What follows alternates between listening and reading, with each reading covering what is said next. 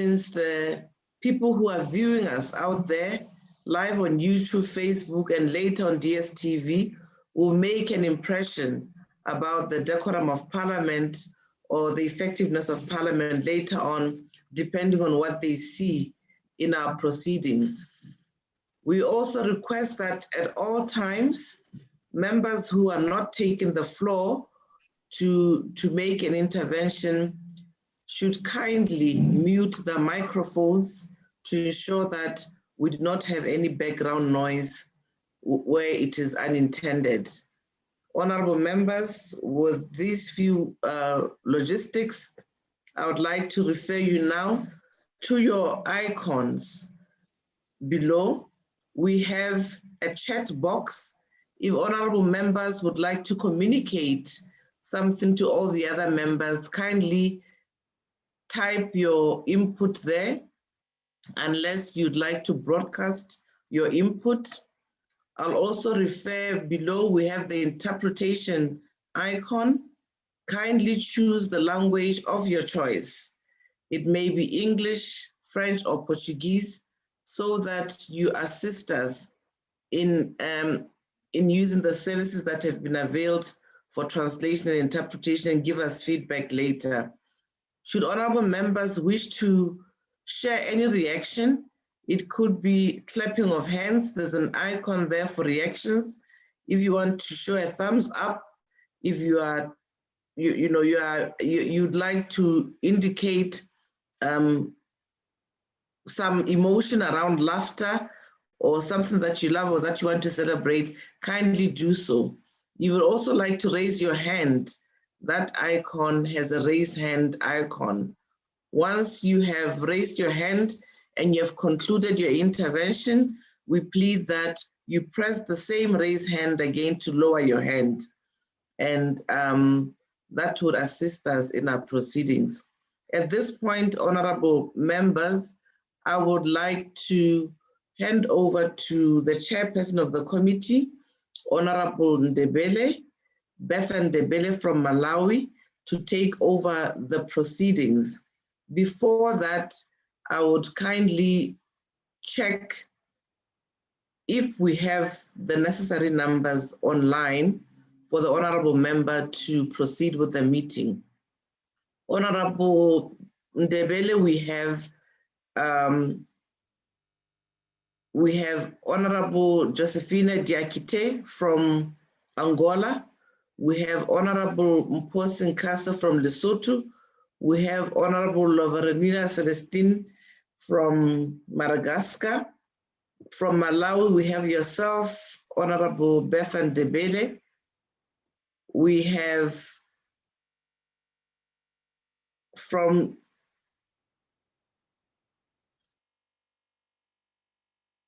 I'm scrolling down so that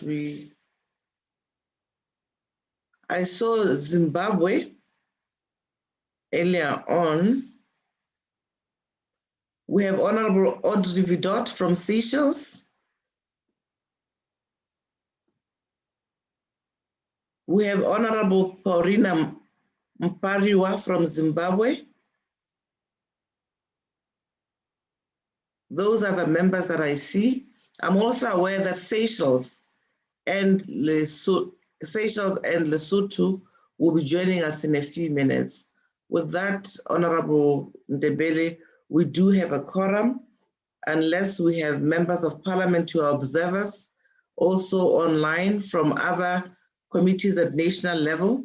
We had requested our researchers based in parliament to also extend invitations to other members who are in the health committee or relevant committees, because we need to reach as more members than those that are coming to the forum. With that, honorable members, I'll turn over to Honorable Bethan Ndebele to proceed with the meeting. Thank you so much, Madam SG. Greetings, honorable members and everyone else. If we look at our program, we are on opening remarks. Please allow me to proceed with the opening remarks through you, Madam SG. The Sadiq PF Secretary General, Ms. Boema, resource persons, the Secretariat, honorable members. It's a great pleasure for me once again to stand and speak before you this morning. As we are all aware, the Sadiq Parliamentary Forum, through the Committee of Human and Social Development and Special Program, has a mandate to promote human and social development by advocating for a progressive implementation of common objectives such as Sustainable Development Goals, SDGs, the implementation of socio-economic and cultural human rights, and the accomplishment of regional agendas such as the AU's African Agenda 2063 and others. Honorable members, the outbreak of COVID-19 pandemic has brought an extra burden on human and social development, more especially in Southern Africa, where the delivery of public health services is already overstretched, with difficulties in fighting HIV, AIDS, TB, malaria, and other communicable diseases. While governments are now focused on addressing COVID-19, there is need to strike a balance with other competing priorities such as SRHR, the public debt, as well as environmental concerns, which have been there well before COVID-19. It is a fact that now heads have turned to the post-pandemic economy, and speculations are diverse concerning how human and social development, including SRHR, will fare in a world that is recovering from the global pandemic.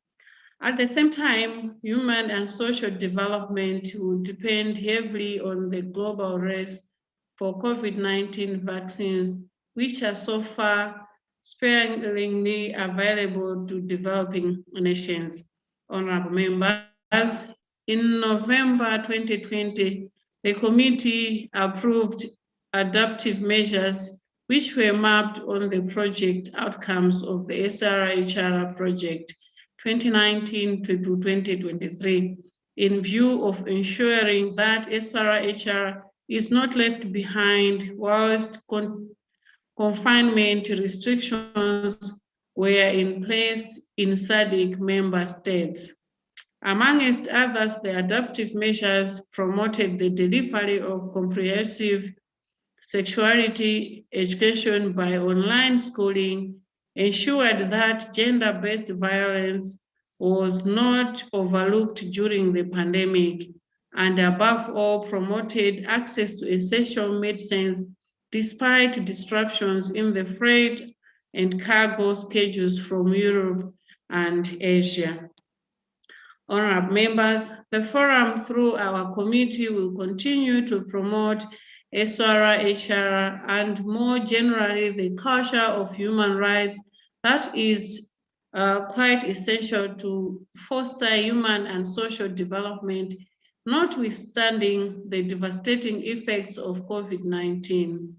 It is also worth noting that the international community is in agreement that the pandemic shall not become a convenient excuse for governments to close eyes on child marriage, torture, or infringement of SRHR and other human rights. Accountability, democracy through parliamentary action, and enforcement of the International Bill of Rights remain the hallmarks of human and social development in 2021. Honorable members, During the previous meeting, the Secretariat briefed us on the implementation process of the SRHR project. I am glad that during this meeting, we will also have an opportunity to get more information about the project through the presentation of the annual report for year 2.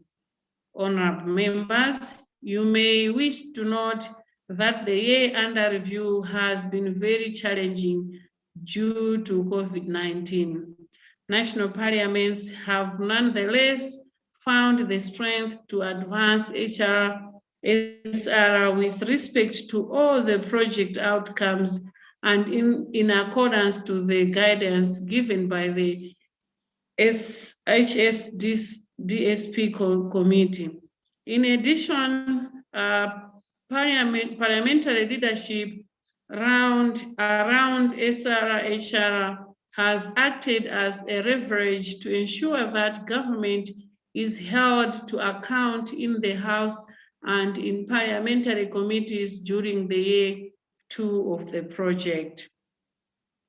Honorable members, pursuant to the establishment of the Regional Parliamentary Model Law Oversight Committee of the Forum in 2019, the initial meetings of the Parliamentary Model Laws Oversight Committee have resolved that there is a need to garner empirical data from member states in view of assisting the community to monitor the domestication of the Sadiq model laws in line with the statutory mandate under the Forum's constitution.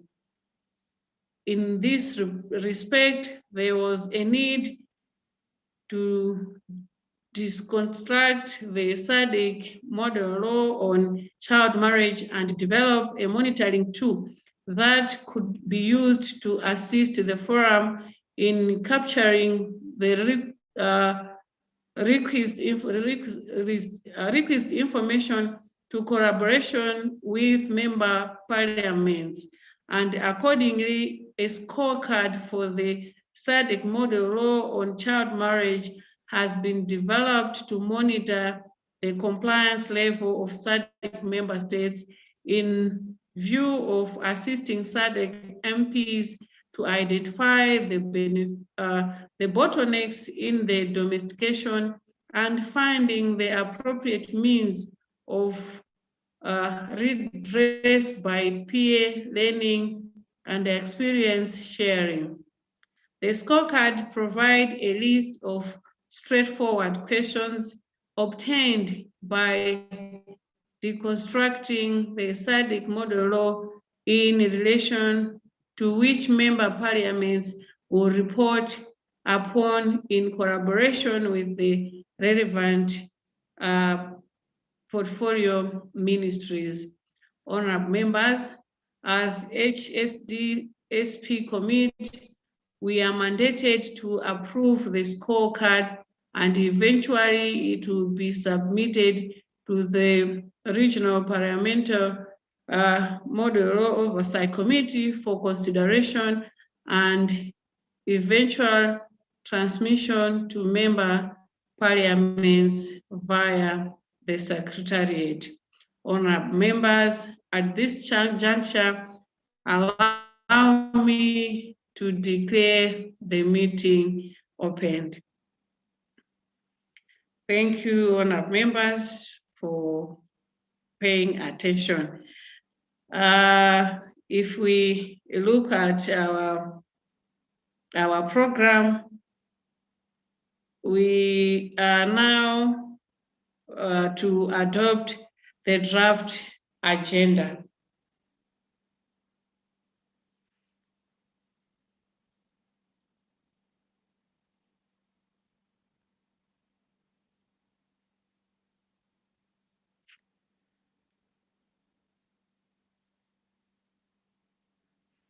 Honorable members,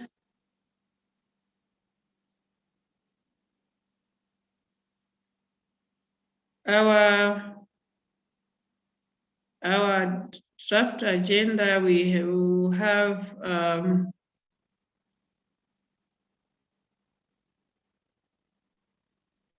we'll have presentations.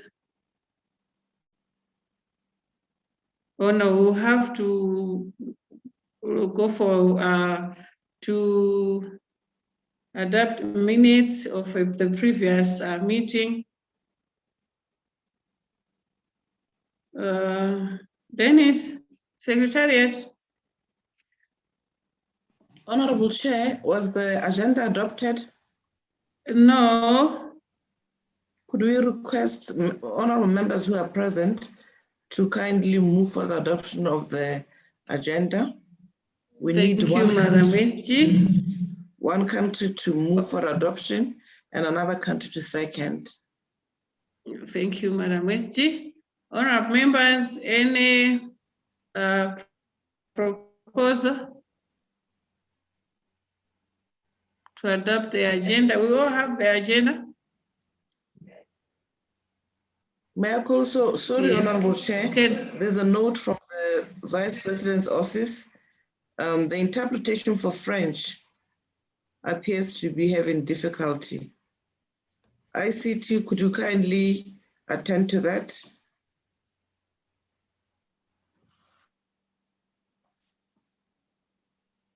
Thank you, Madam SG. Okay, honorable members, may we have a proposal to adopt the agenda?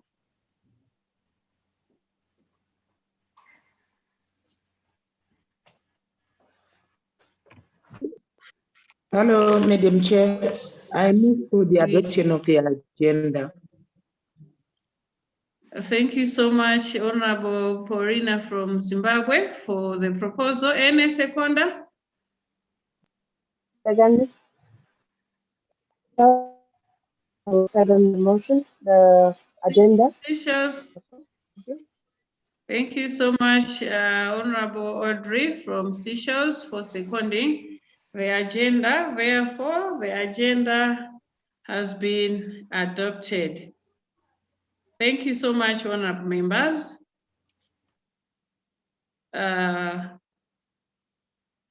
We now move on to our next item. Our next item is consideration of minutes of the previous meeting for the HSDSP committee.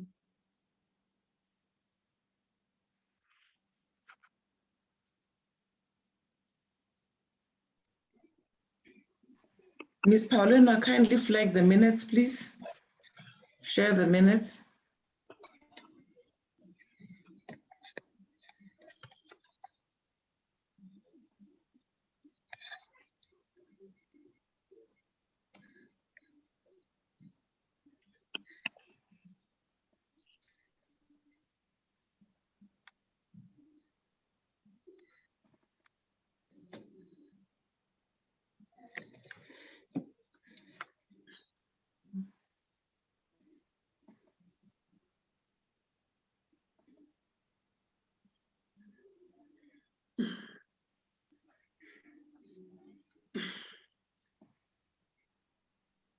The minutes are on the screen, Honorable Chair. Thank you, Secretariat. Thank you, Madam SG. Thank you, honorable members. We now move on to consideration of the minutes. I think we are going to go page by page. Is that so, Madam SG? It's better if you go by headings, Honorable Chair, because the pages are different by depending on the language. Yes. All right. So honorable members, we are moving on. Minutes of the meeting of the Sadiq Parliamentary Forum Standing Committee on Human and Social Development and Special Programs held virtually on Friday, 16th April 2021. We go for those who were present. We had Angola, DRC, Mozambique, Madagascar, South Africa, Zambia, Zimbabwe, Mauritius, Seychelles, and Eswatini. Absent.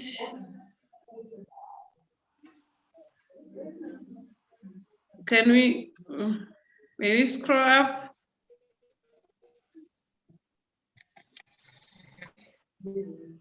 Absent with apology.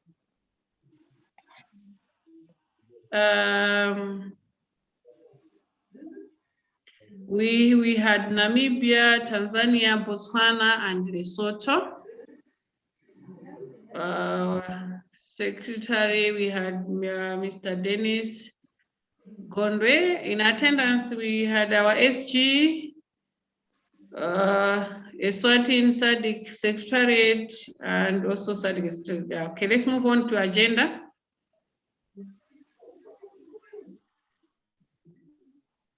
Okay. All right, agenda, we started by confirming credentials of delegates and apologies, welcome remarks by the chair, adoption of agenda, consideration of meetings from the previous meeting held virtually on 16 October 2020, consideration of matters arising from the minutes of the previous meeting, update on the implementation of the SRHR HIV-AIDS Governance Project, briefing on the HSDSP annual workshop by the committee secretary, and then closing remarks by the chair. Credentials of delegates and apologies. Apologies were recorded from the National Parliament but I've seen South Africa on the list of attendance. The amendment did not filter to this honorable chair. Yes, South Africa was present. Pardon? That should be, South Africa was present. Yes. That should be deleted as requested. Yes. I think the correction was just made on the attendance and not on this first paragraph. On the apologies for that. Not Secretariat, not that. Namibia, Lesotho, Botswana, and Tanzania. 9 out of the 15-member parliaments were present. Accordingly, the meeting was deemed to be properly constituted. Adoption of the agenda. The draft agenda was adopted without amendments on a motion by Seychelles and seconded by Zimbabwe. Welcome remarks by the chairperson. In her welcome remarks, the chairperson, Honorable Beth and reminded the meeting that one of the guiding principles of the Sadiq Parliamentary Forum was to promote a culture of human rights and democratization within Sadiq, which included the enjoyment of sexual and reproductive health and rights, SRHR, for all without discrimination. On the strength of this mandate, the Sadiq PF, in collaboration with national parliaments, embarked on the implementation of a 3-year project on SRHR HIV-AIDS governance. On the very informed the meeting that the activity period for the project was from 1st July 2019 to 30 June 2022. And 10 national parliaments were taking part in the implementation of the project at domestic level. She emphasized that the HSDSP committee was vested with a statutory mandate to oversee and provide leadership in the implementation of the project. And it was against this background that the meeting had been organized so that the members were updated on implementation, progress, and the way forward. In its leadership role, the HSDSP committee is well poised to spearhead the SRHR project both at regional and national level and ensure that pertinent SRHR related resolutions are tabled at the plenary assembly of the forum. 4.0, consideration of minutes of the previous meeting held virtually on 6 October 2020. The committee considered the minutes of the previous meeting, and on the motion by Eswatini and seconded by Zambia, the minutes of the previous meeting held on 6 October 2020 were adopted as a correct record of proceedings without amendments. Matters arising from the minutes of the previous meeting held virtually on 6 October 2020.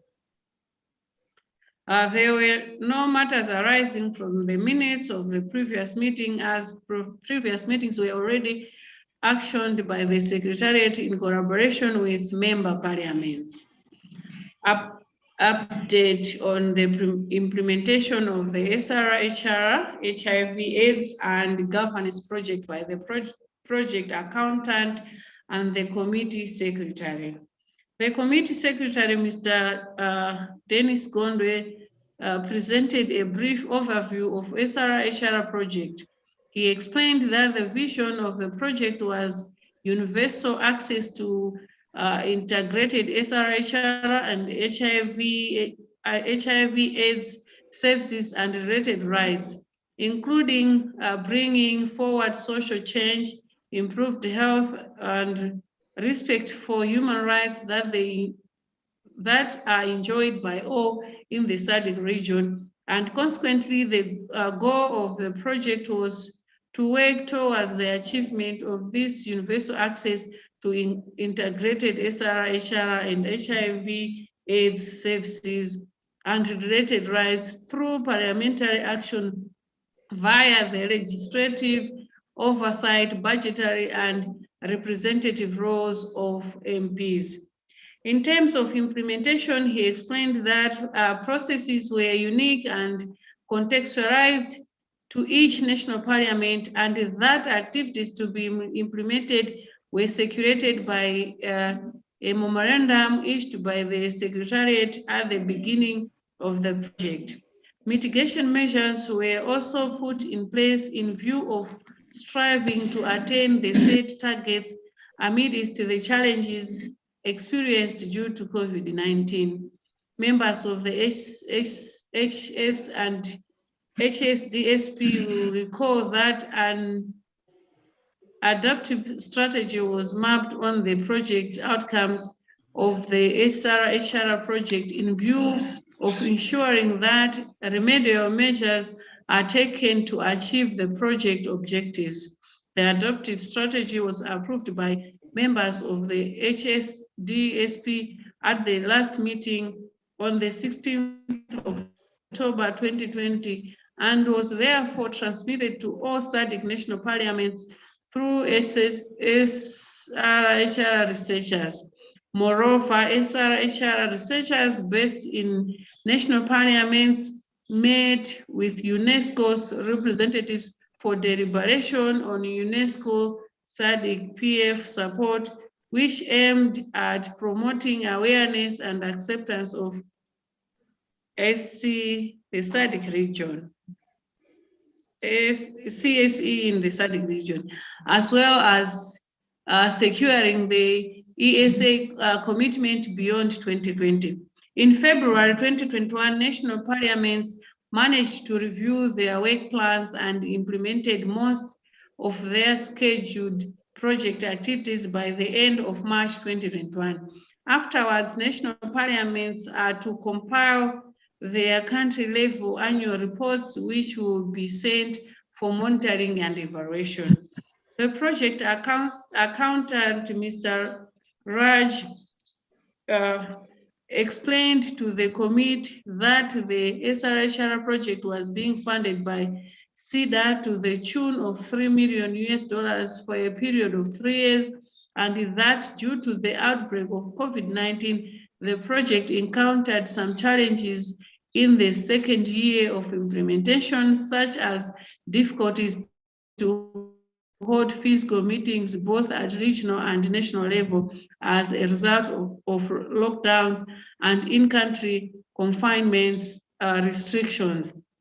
Additionally, most SADC countries had imposed flight restrictions, and this was an impediment to the organization of regional meeting, which as a consequence resulted to a low utilization of funding. It was mentioned that there were some opportunities that arose during the course of the second year of implementation, in the sense that the project had managed to conduct Zoom meetings and swiftly shift most of its meetings online.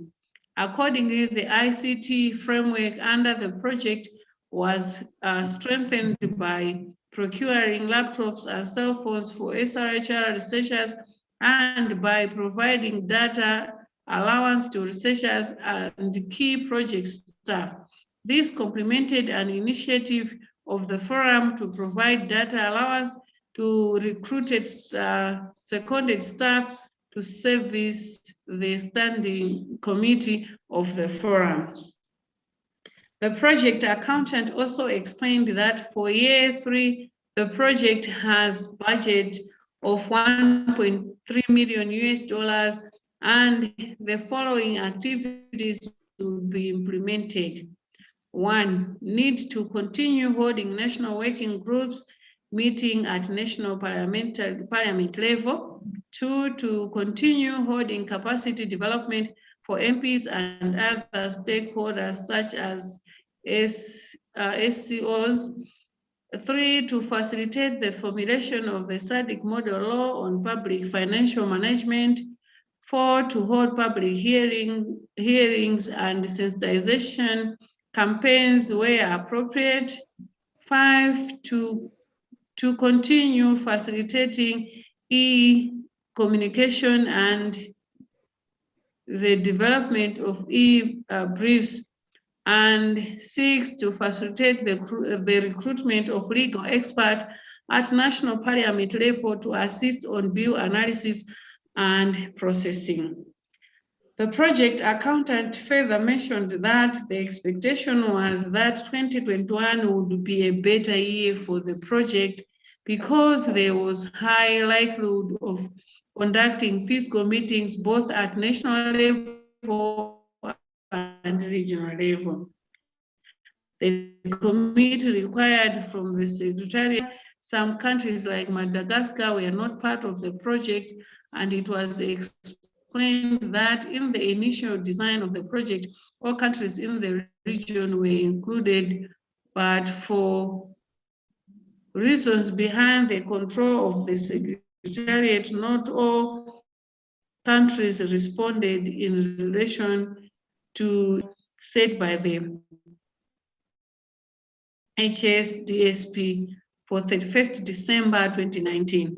However, it was mentioned that countries which still want to participate in the project may do so by writing a formal request to the Secretariat, after which the Secretariat will take up the matter with the donor, Sweden.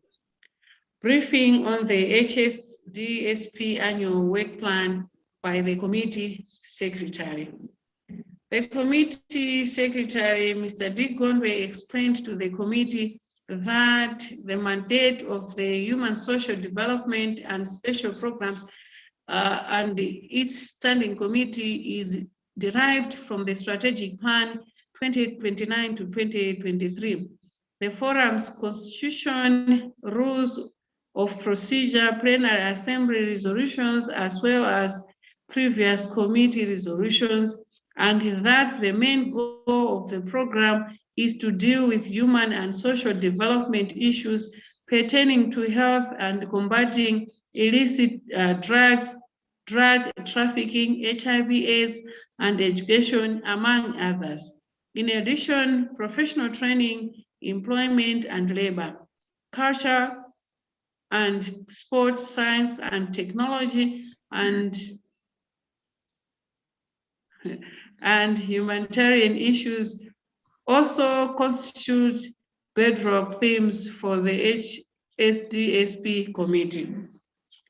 In this respect, under the project of enhancing the role of the forum in the fight against SRHR infringements, HIV/AIDS, and protection of key populations, from a parliamentary perspective, the committee is mandated to hold dialogue on key issues pertaining to the protection of vulnerable groups, namely the elder, women, and children, and the key population in the Sadiq region.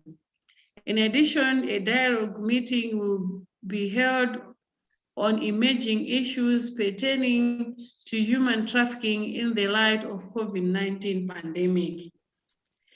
In accordance with the objective of enhancing cross-learning initiative for HSDSP and other standing committees and partners of the forum, the committee would conduct a joint session of HSDSP and RWPC and the Sadiq model law on child marriages and hold training in conjunction with partners on data capturing by reference to the data impact of the SRHR HIV-AIDS Governance Project.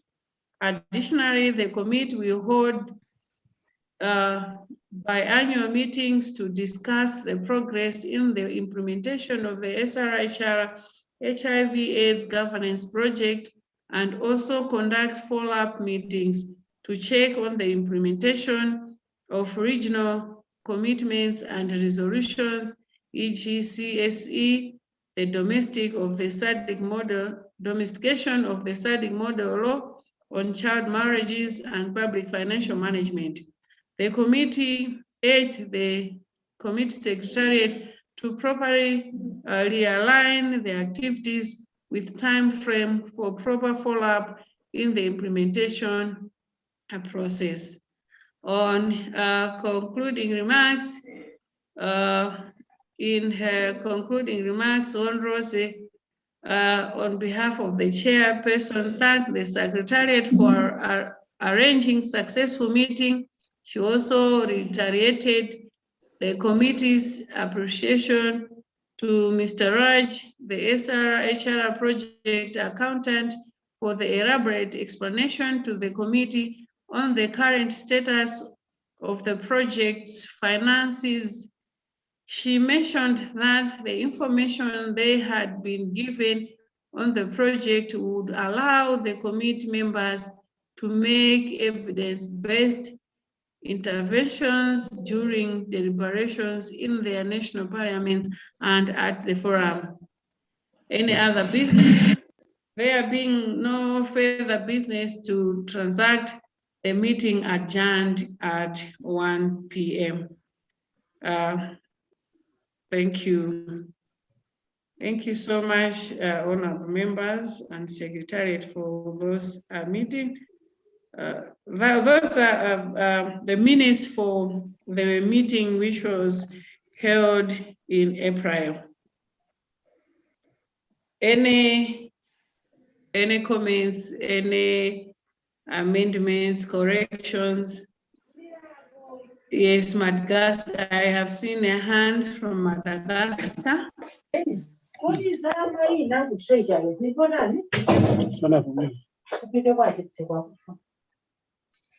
Est-ce que je peux parler? Madagascar. Merci de m'avoir donné la parole. Merci pour le rapport qui est vraiment très clair.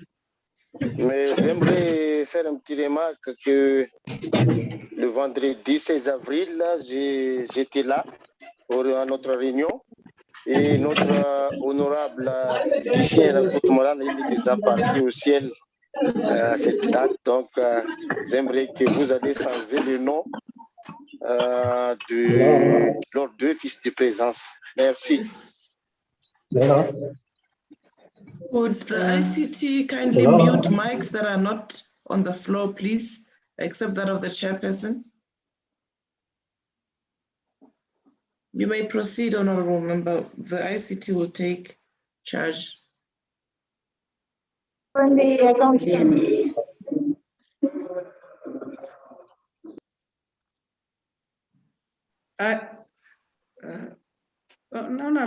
Merci, Madame la Secrétaire Générale, de m'avoir donné la parole.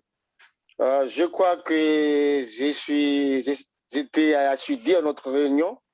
J'étais présent le 16 avril 2021 à propos de notre réunion et je fais une petite intervention.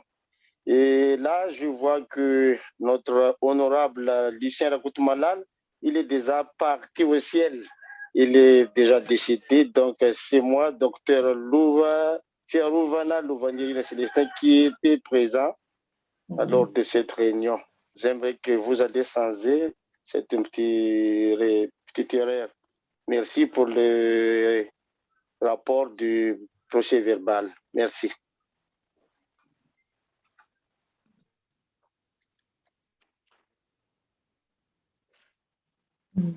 Thank you so much, Honorable Member. Madagascar Secretariat, please take note of that.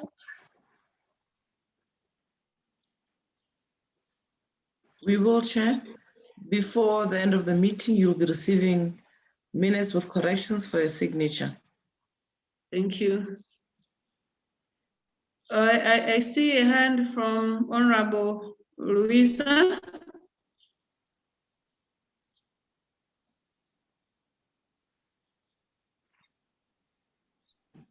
Honorable Louisa, you may take the floor. Muito bom dia, excelências, senhores deputados, senhora presidente. Bom dia a todos. Eu tomei a palavra para pedir apenas a correção do meu nome. Na verdade, o meu nome é Luísa Pedro Francisco Damião. E parece contrário o meu nome aí, gostaria que se procedesse à correção do meu nome. Muito obrigado.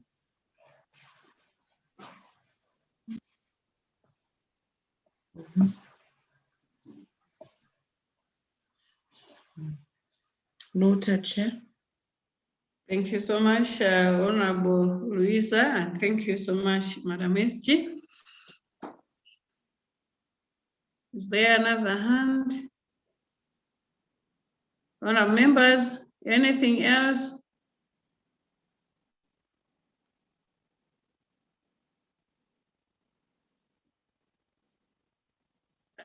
I don't see any other hands. Should we move on to adopt the minutes?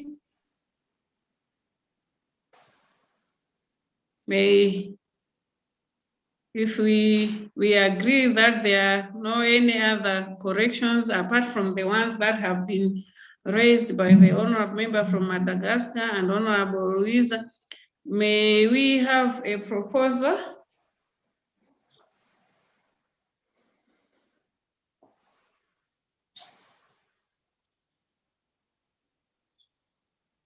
Any proposal, honorable members?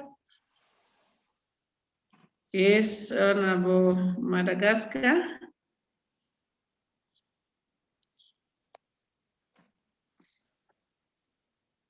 I recognize you, Honorable from Madagascar.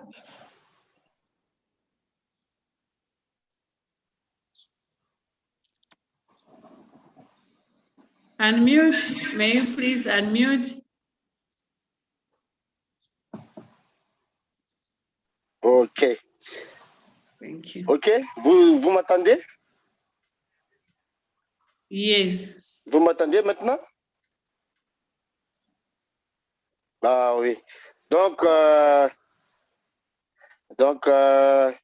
j'aimerais que nous allons adopter cette procès verbal qui est vraiment clair et très pertinente.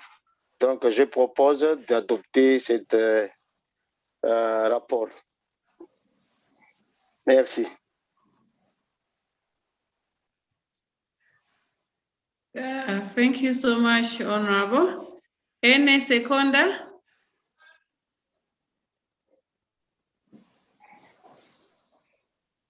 Eu queria secundar e aprovar a adoção da ata.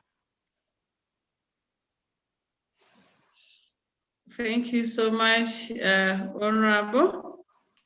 Honorable members, the now that we have a proposer and a seconder to adopt the minutes, we consider the minutes for the meeting held on the 16th of April 2021 adopted.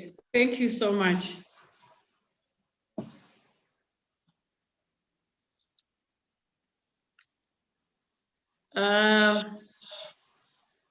We now move on to our next item. This is consideration of key features and achievements of the SRHR 2019 to 2021 in year 2. And we are going to have our presenters, Ms. P. Nyika, consultant, monitoring and evaluation with input from SRHR researchers from national parliaments. Ms. Nyika, are you there?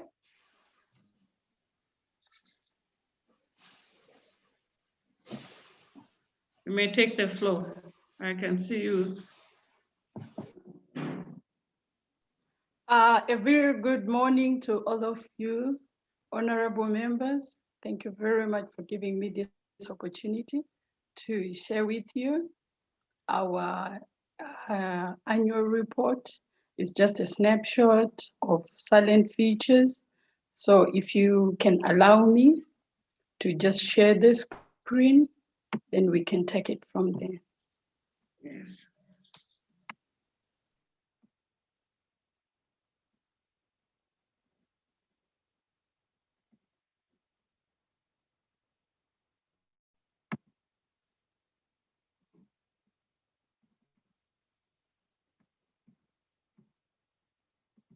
Thank you very much for your time as well.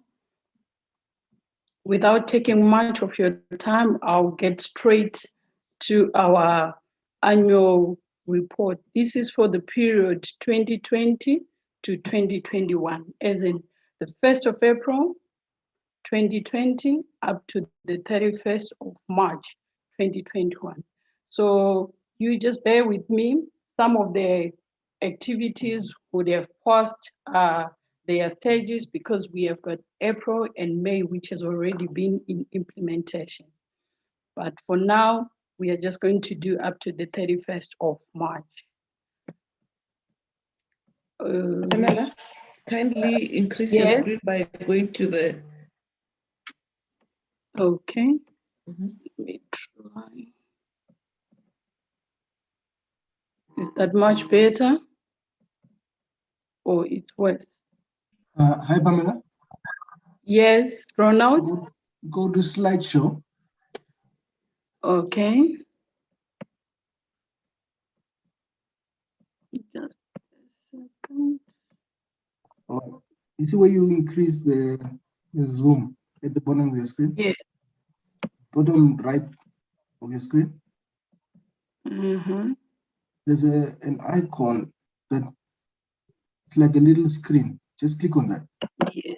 Go to your left. On my right. Now go to your left from where you are now. Okay. Just next to the, again, now go to the next one on your right now. Yeah, that one. Click on that one. Okay. Sure. Okay, you can go back to the initial page, then you can continue. Okay.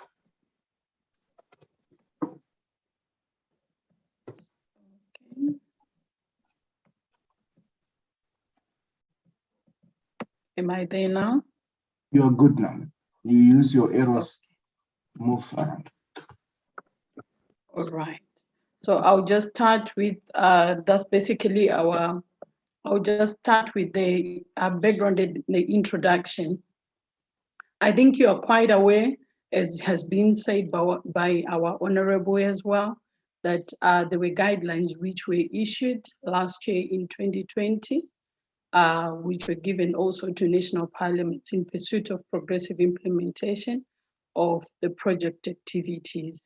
These guidelines, these were COVID-19 guidelines. They were actually helping the national parliaments also in mapping out how to continue with the SRHR implementation of the SRHR activities amidst of the challenges that they are facing. Also, it is very important to note that the president of the forum as well, he approved some of the statutory, as in he approved for the online engagement of the meetings. I think you are quite aware that we used to meet physically in different countries to deliberate on the activities of the SRHR, but in actual sense, an online engagement had to be authorized for progress sake. Also, it is worthy noting that there were quite a lot of interactions with partners such as ARASA, SAF-AIDS, and UNAIDS as well to discuss continuous engagement of the SRHR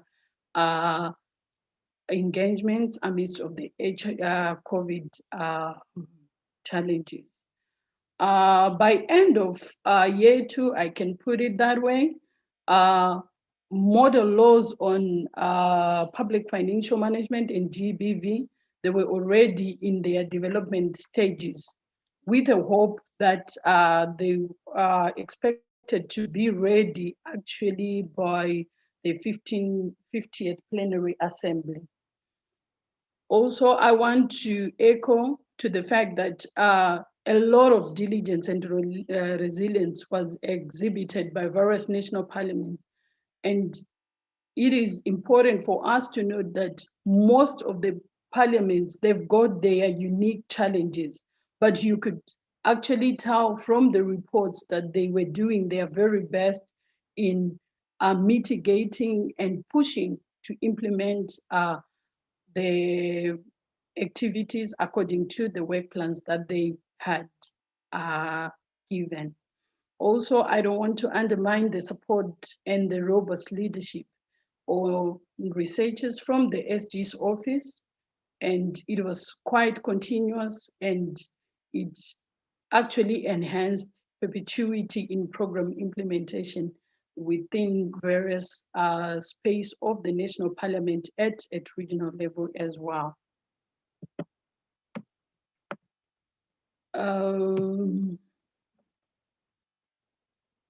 Moving on to the next slide as well. I'm sorry, just bear with me. It's closing up with some of the Zoom connection, so I'm trying to work on that. Just a second for me, sorry about that.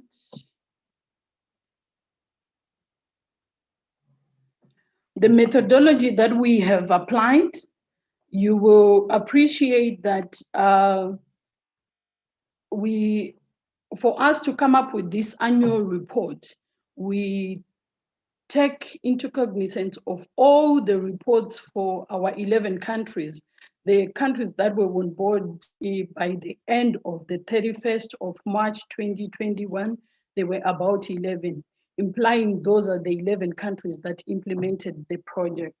So considering all their national reports, in actual sense, they would send monthly reports and we'll collect a monthly report for all the countries.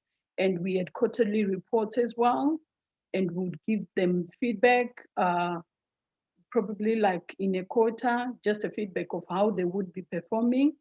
And also a collation of regional reports as well, from different partners, from different activities that were undertaken at regional level.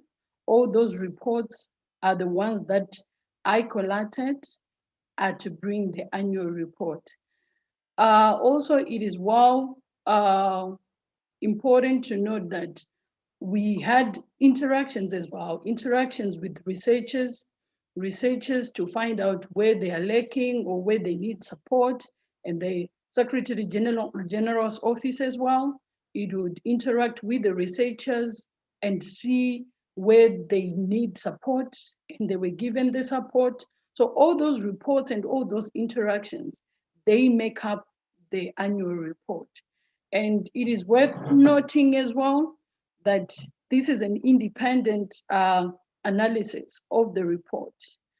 I did it without any cohesion. I did it without any influence or favoritism.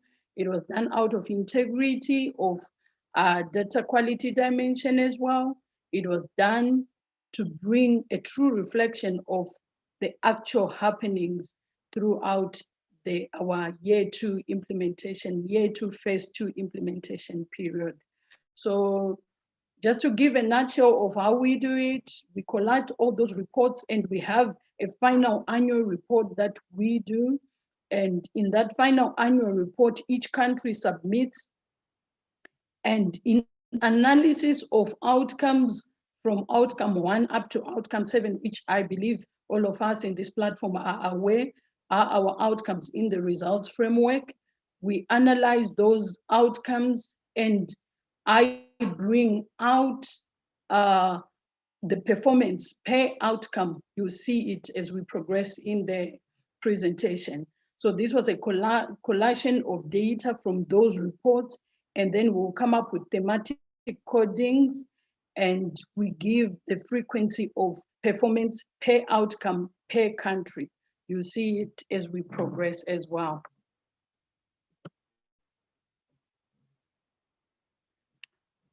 The next item that I'm just going to showcase, we are quite aware of the programs and events that have been unrolling in different national parliaments as well as at regional level.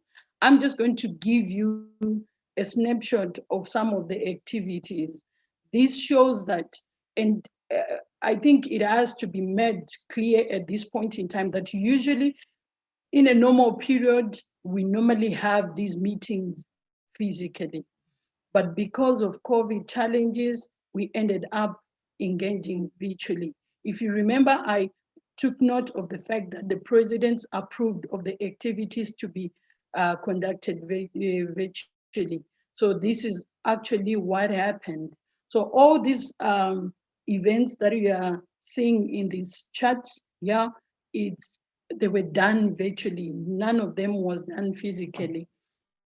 I will not mention them. As you see, it shows quite a lot of engagement. These are not all the activities in actual sense, but I had to put just a few for you to have an appreciation of the activities that were done. So moving to the next slide, much of this information, you can see them in our big document, which I believe will be circulated in due course. The next slide, it's a progress overview on outcomes. This is at national level. If you note in the previous slide, most of the activities, they pertain to the regional level, meaning to say these are activities that are carried out at regional level, save for the orientation for researchers, for SRHR researchers, probably with the capacity development. So most of them as well, researchers will be involved. So national parliaments will be involved as well, but they will be conducted at regional level. So in this case, I'm going to go on outcome by outcome now. So what I'm going to do is I'll give you the snapshot of outcome 2, outcome 3, outcome 4, and outcome 5. Outcome 2, 3, 4, and 5, they pertain to the national parliament. Outcome 1, outcome 6, and outcome 7, it's much more to do with the regional level. So in this case, sorry, I'll be going back and forth so that you have an appreciation of how it is going. You will notice that outcome 1, outcome 6, and outcome 7, which pertain to the regional level, apparently holding this meeting today, it's one of the fulfillment of an outcome under outcome 1. So by the Sadiq Parliamentarian Forum managing to hold these meetings successfully and discussing the objectives that they are supposed to discuss successfully as well, it's a plus to an outcome. So all these activities that the regional level managed to hold, it means it's a score on the results framework under outcome 1, under outcome 6, and under outcome 7. Unfortunately, we can't go through all the outcomes on this platform. We need more than a week for us to really get to finish all of them. I would implore that we can check on our results framework as well if we need a better appreciation of the outcomes that I'm mentioning on this platform. Going to our national level now, with these graphs, I think if someone managed to attend last year's meeting as well, where we gave an overview of the results of the annual report, showcasing the results as well at national level, I think they can appreciate that there is a lot of improvement in it. For me, yes, COVID came and disrupted movement and disrupted in so many ways on implementation, but I want to give so much respect to national parliaments for what is actually turned out in as far as implementation of activities is concerned. I will not mention much on this one, but as we go by, I will explain why it happened that way. So for now, I'm just going to give you a progress overview of the outcomes at national level. Starting with outcome 2, outcome 2, we can tell there is a maximum. I don't know if you are able to see it at a closer range, the maximum that any national parliament can attain, and it's actually divided into intermediate, immediate, intermediate, and long-term outcomes. So meaning to say, under our outcome 2, the maximum that a country could attain, as in the maximum frequency that they could attain, if you can check on that, on the first one, it will be about 15. On the first one, I'm sorry if you can see, I'm not sure if you are able to see that part. So what will happen, this will depend on the number of immediate outcomes that we are checking on. And then as you go into intermediary ones, you'll notice that they have increased on frequency. It just means that there were more outcome items to check on. And then the last one, which are long-term, they are few. If you remember from the results framework, there is an A, there's a B, and there is a C. So those are the outcomes which we were measuring against performance, the actual performance. So actual performance, you can tell that quite a number of countries, national parliaments, they did well, especially when it comes to immediate ones. The immediate ones are the ones that they can actually implement, like in the beginning of the program, as in first year and second year. And you notice that most of them, they were actually closer to getting all the full scores. This implies that most of them, they have managed to complete. You notice that some activities were hanging from last year, and they managed to complete them. And by completing an activity, it implies that they would have met the objectives of that activity. So once they have done the activity and they would have done the objectives, that's a full score for them. If they have done the activity, but some of the aspects were not maybe interfaced, that will give lesser scores to them. But in most cases, you can appreciate the higher the graph, it means the closer to the highest score. So you can notice that all of them, most of them in actual sense are high up there. They are above half, which implies that most national parliaments, they performed quite well. And then as we come to, maybe just for me to give you a recap, it may actually help you to understand it at a better level. If I give you just a little bit of what it entails to have, just a second as well. I'm trying to synchronize documents as well. Okay, if I can just give you just a feel of what I'm talking about, what do I mean by outcomes two? Because probably some of you haven't checked the results framework for one reason or the other. I'll just give a little bit of appreciation of what outcome two is all about. As we await on that one coming as well, I'll go to outcome three of our results framework.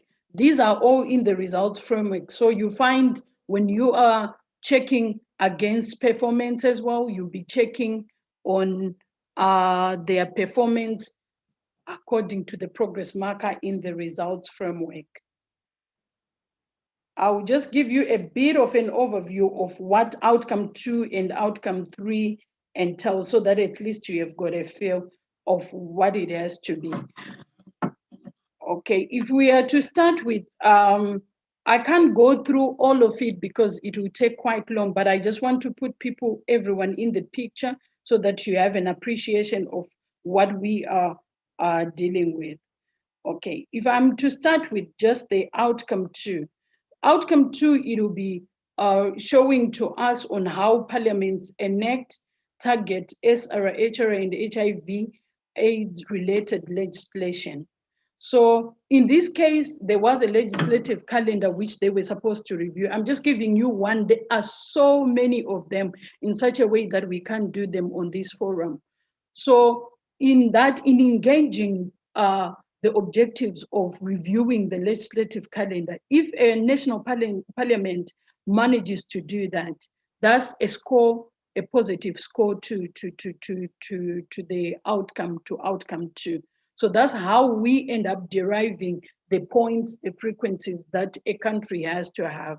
So there are various factors, there are various activities that are involved in those outcomes. Okay, moving on also to outcome three, as we can see, I'll just give you again a snapshot of what outcome three entails. This is when parliaments consistently vote for enhanced budgets which promote sustainability in financing of health and SRHR, increased capacity of resources and responsive to universal SRHR and HIV and AIDS program. So this is all about enhancing the budgets and promoting financing of SRHR activities. So you would notice that some of the national parliaments, they will basically engage in some budgetary meetings. Some of them will go deeper, like Zimbabwe, if I can give an example. They managed to pull it through with the sanitary pads until they got an exemption, a tax exemption for the sanitary pads for girls. So such engagements within the budget to influence some of the matters also in financing of SRHR issues within the parliament, they add up to a plus on the points which a national parliament get.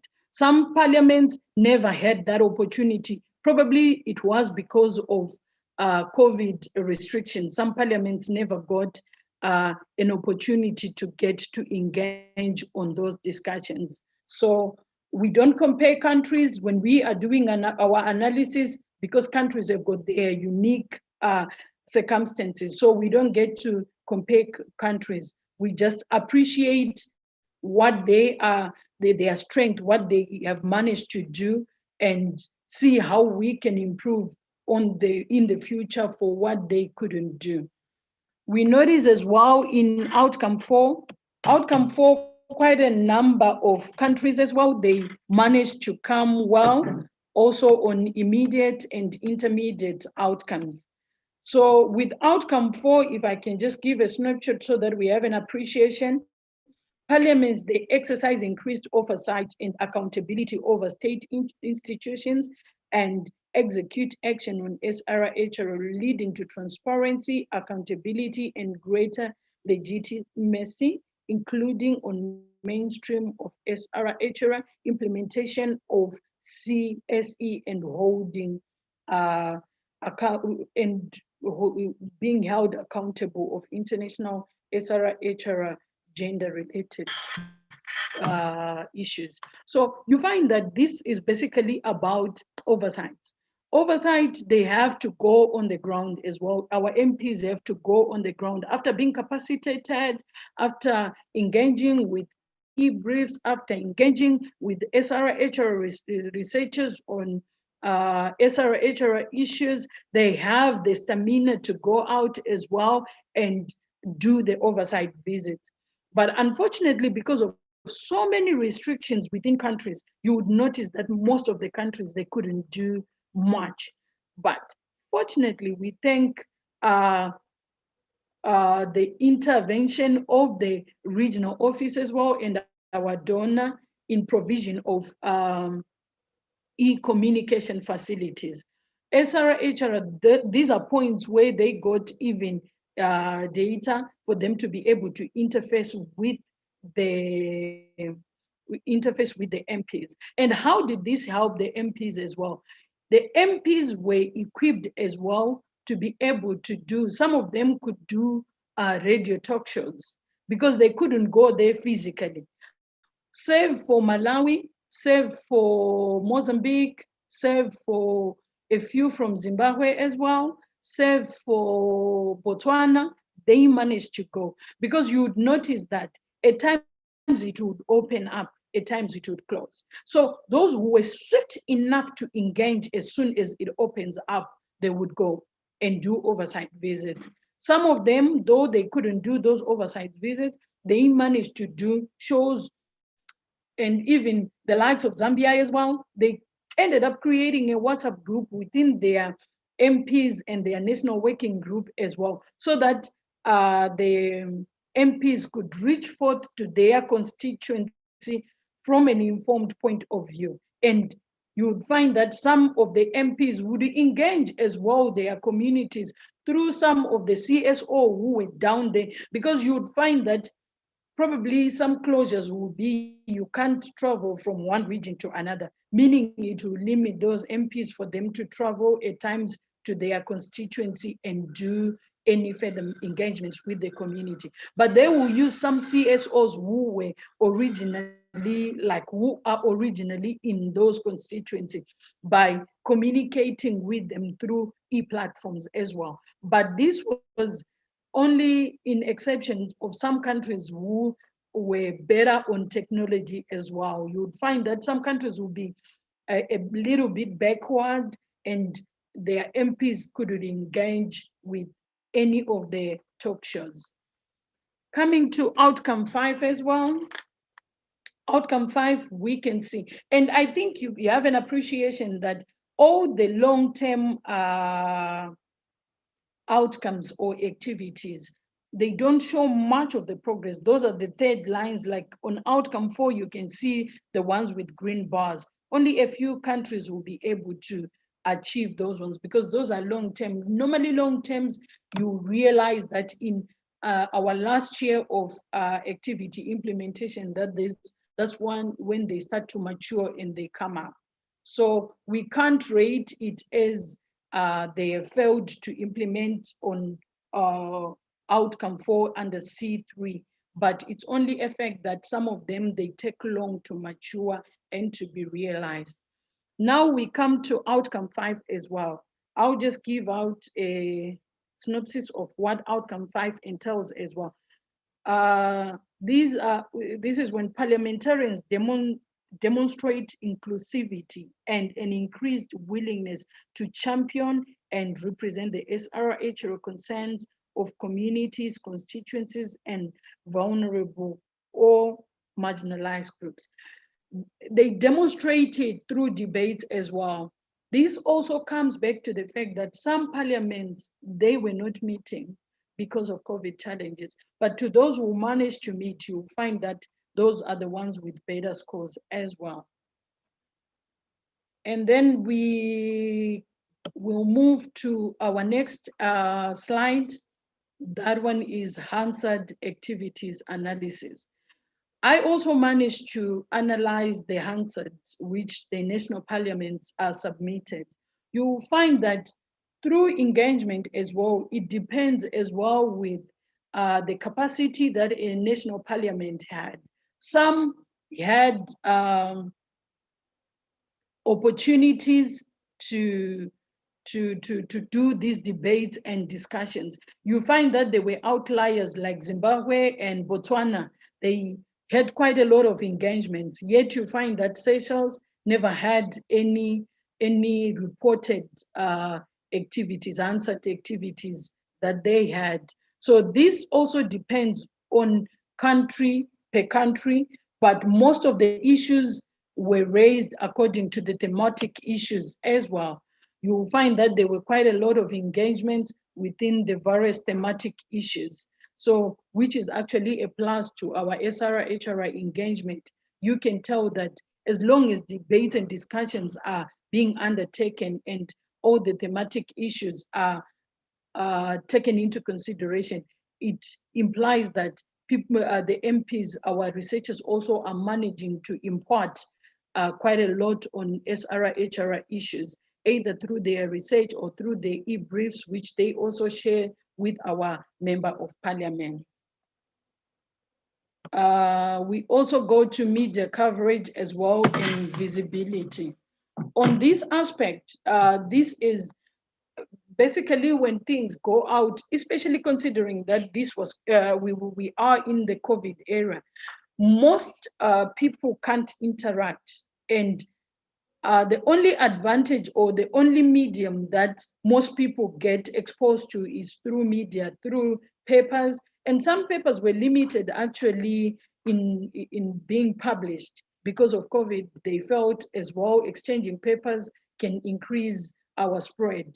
But in actual sense, you notice that people could have access to radios considering communities maybe were not well exposed to TVs, DSTVs, and maybe getting the news from TVs. But talk shows on radios, they will also help every community to get engaged with the SRHR issues which were discussed.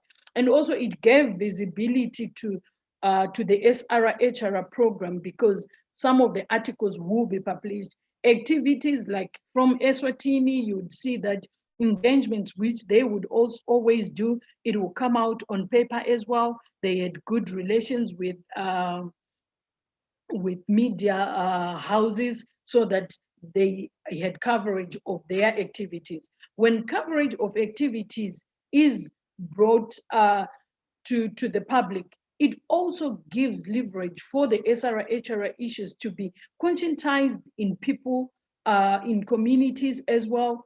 By then, it also increases visibility of our SRHR program. So quite a number of engagements were done with the likes of Botswana, Eswatini, and Mozambique. They had quite a lot of engagements on SRHR issue coverage as well. I once mentioned about Zambia as well. I think I would mention as well the drafting of a flyer for the SRHR, which went a long way in making the project visible. So, you know, some of those little things, they would matter more, especially considering that people were at home, reading and being exposed to social media was the way to go. So it would make SRHR issues also go at length. Moving to our overall progress on outcomes as well. Like I have given you to say outcome 1, outcome 6 and 7, those depends on regional. The reason why we didn't put them on a graph to say for outcome 1, 6 and 7, you will find that most of the activities were done, save for a few which they had to move to the following implementation year. You find like this meeting, last year we were supposed to have 2 of these meetings, but we only managed to have 1. Many of the members would face dynamic challenges as well. So there was need for rescheduling of meetings to suit those dynamic programs as well. So you would notice that out of the outcomes that I've tried to explain, outcome 1, outcome 6, and I can say outcome 1, outcome 2, and outcome 7 Those were the most achieved ones. And okay, those were actually I can't put them as most achieved because I can put outcome 3, 4, 5, 6, 7 as outcome 3, outcome 4, outcome 5, and outcome 6 as the most achieved ones. Our top achievers, if we are saying top achievers, we are talking of 90 to between 90 and 100% achievement. So those are well achieved as well. If we are to move to key emerging lessons which we have learned from our implementation year 2, you find that we noticed, if I'm saying we, it means all those who are implementing the program as well, they would appreciate the fact that these are the lessons that we can also attribute that we have learned. It doesn't mean that this is conclusive, but it also means that these are the key ones that we picked from the implementation of the program. Embracing change in ways of implementing project activities is not only necessary, but it's crucial to enhance attainment of targeted outcome results. So implying that we need to embrace the ways to do things even in a different way. This is, I think we all notice that this is, we are in a situation that everyone never anticipated for. So there are so many mitigation measures which we need to take and which we need to appreciate as lessons which we have learned out of the challenges that we actually face. The other thing that we also appreciate could be a lesson that we learned: consistent application of COVID-19 adaptive strategy in implementing our activities has been a key driver for propelling activity implementation. It has helped quite a lot because you have a focus of the fact that despite the COVID challenges that are being brought in whatever activity that I need to implement, I need to stay focused on what's my key result area. We need to be conscious of the human rights. We need to be conscious of the fact that SRHR issues, they need to be addressed despite the fact that we are also faced with another pandemic, another challenge that we have. It was also noted, it was also recognized that capacity building of SRHR researchers is indispensable, and we need to continuously do so. We actually run short of time in our busy schedules to keep on doing it, but it's something that we would want to keep on doing all the time and over and over and over again, because we've noticed that we need to keep on being equipped. We noticed as well when we had our capacity building that we need more. In the end, we had some arrangements. The regional office managed to arrange also for us to have some further in-house M&E capacity building as well to complement on the ones that were on the work plan, because we noticed that for the reason that we have all these challenges, people needed some training, some equipping as well on how to come up with solutions to challenges that they were facing. On another note, the other thing that we learned is evidence-based research utilized on e-briefs and providing technical papers on SRHR issues. It's of importance as well for accurate SRHR parliamentary engagement. So you're noticing that we couldn't do much, especially engagement, physical engagement, save for e-briefs that were prepared and were communicated through e-communications as well, and technical papers which were given to MPs to make them informed on engagements in as far as SRHR issues are concerned. So we were imploring on our researchers that they needed to keep on researching and getting more of issues in relation to SRHR. And we have seen that it has helped quite a lot in equipping our MPs in getting engaged in SRHR related issues. Our report shows quite a lot of engagement from MPs because of further engagement that our researchers were doing in as far as feeding our MPs from evidence that they acquired from research. And then also we noticed that collaborations with partners, national working group and CSOs is key. It was actually key and it's still key in sharing experiences and challenges encountered in mitigation measures. We had quite a lot of engagements during the whole implementation period, and it would help because we would learn from others how they are doing it, and we'll get other ideas, we'll get insights as well on how we could mitigate any measure and to stay afloat despite the challenges that we were encountering. There are significant challenges as well, limitations. No matter how good you can be in implementing something, you will notice that still you will face some limitations, you will face some challenges, which you need to map out a way out as well to remain afloat in implementing your activities. So there were quite a lot of uncertainties on deliberations by national parliaments because of challenges in gatherings. There were also delays in acquiring electronic gadgets to ensure that all the national parliaments were covered. Also, we encountered some red tapes on procurement and accessing financing for implementation in some of the national parliaments. All these, I'm not going to say anything yet. I'm going to give you the mitigation measures in the next slide. So I'm just reiterating them as they are. Those are some of the challenges that we faced. We also faced low capacity of users in the field of digital platforms and on financial resources for national parliaments, and to allow for quick access to for internet data expenses for MPs. Different national parliaments has different ways of doing things. So you would see that some national parliaments will be above it, some national parliaments will struggle with it.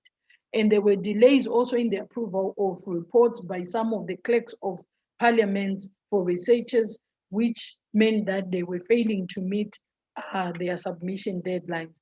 This I will try and say it again because it really comes in as a challenge also to our reporting and meeting our deadlines also with our donors. It's very important as well for us to respect that part in trying to make sure that our researchers are able to give reports on the designated time. And then also there were delays in generating reports at regional level, more so on activities which were spearheaded by partners. I'm not going to say it now, I'll say the mitigation measure as well in the next slide. So quite a number of mitigation measures were taken in trying to meet up some of the challenges and the limitations that we would have encountered. There was quite a lot of creativity and innovation and agility in implementation of targeted activities, which was considered as key elements amidst the COVID-19 challenges to attain said outcomes and articulated in the results framework and the theory of change. So those were the measures which you could realize from national parliaments as well, that whatever, despite whatever a national parliament could face, people could come up with measures to see on how to keep on implementing activities despite what they were going through as well. Interim measures were pushed for to ensure continuity in activities.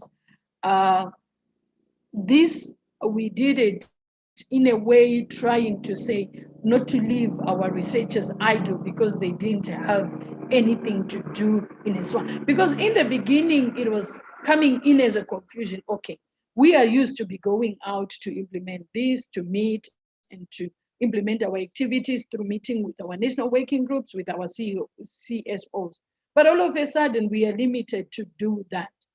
So in the interim, what we did during the course of that period, we realized that we could capitalize that by doing further research on our SRHR issues, writing technical papers to give to our MPs, writing e-briefs and feeding our MPs as well, in preparation that whenever it opens up, because with COVID, no one ever thought it could take this long. We thought it was a 1 week thing, 2 weeks, 3 weeks. It ended up being a year of full of challenges and maybe bans on meeting and all. So in the end, we were just coming up with measures to say, let's prepare ourselves. As soon as it opens up, we snap. We just implement our activities as to plan. But anyhow, what we did those e-briefs, we were communicating, our researchers were communicating with the parliament, feeding the parliament with information. And that actually helped because we were able to implement some of those activities through the research, through the information that we would get and we would have prepared on. Also, another thing, the guidelines which I also mentioned about, they came in as a mitigation measure as well because it was given sort of a guideline to researchers on how to go about implementing despite the challenges that they were facing. Also, CSOs and various partners also, they came in handy as well because they got engaged virtually as well in collaboration for coming up also with mitigation measures on the COVID challenges that we were all facing. And even going back to our previous slide, if I can put it, with the challenges as well. You remember I said some of them I was going to comment as we go further. To say on the delays of generating reports, with the SG's office, we kept on pushing and we kept on emphasizing on the importance of prompt reporting of activities. And we kept on insisting on the project, on the reports being submitted on time. So we kept on cautioning, we kept on pushing until we got the reports which we needed. So those are some of the challenges which we tried to mitigate during the course of implementing our project. And we are also ensuring that despite any challenge, because these challenges, they come in different shapes and sizes. There's no one size fit all. This one has a challenge, like Zimbabwe, I remember the last time they had a challenge with their customs as well.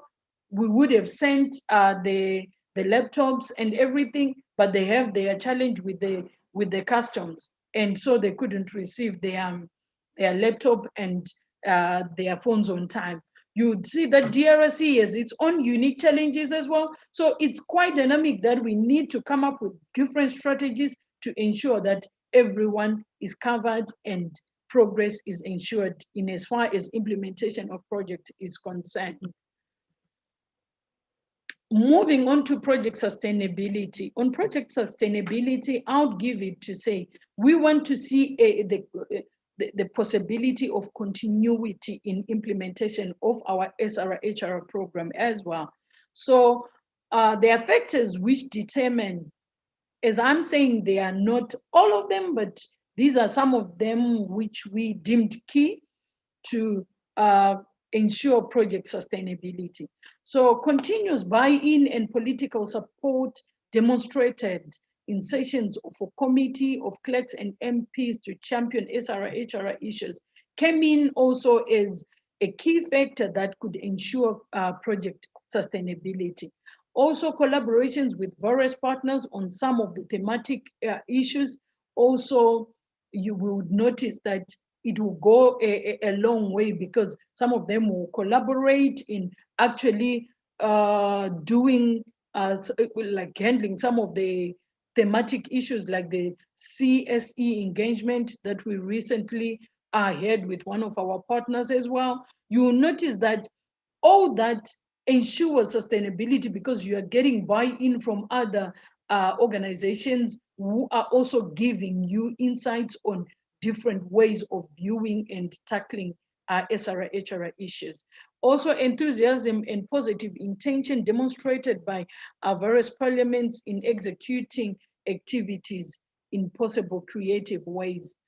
It's a factor that helps, because if anyone is intentional to succeed in anything, you are guaranteed of sustainability of a project or a program or activities that you are intending to implement.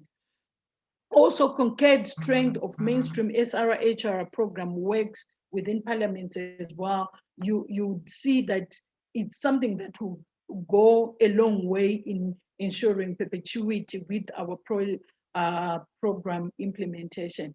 And mitigation strategies formulated by Sadiq PF during our COVID challenges to ensure continuity in project implementation.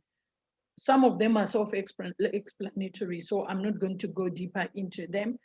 The development of various modern laws provides clear direction as well and guarantee sustainability. I think on modern laws, you're quite aware of the development of quite a number of modern laws, the public financial model as well, and the GBV, and the one for child marriage, which is currently being discussed as well. We are going to see that these model laws are key also on sustainability, because you have sort of a benchmark on which you are leaning on to ensure that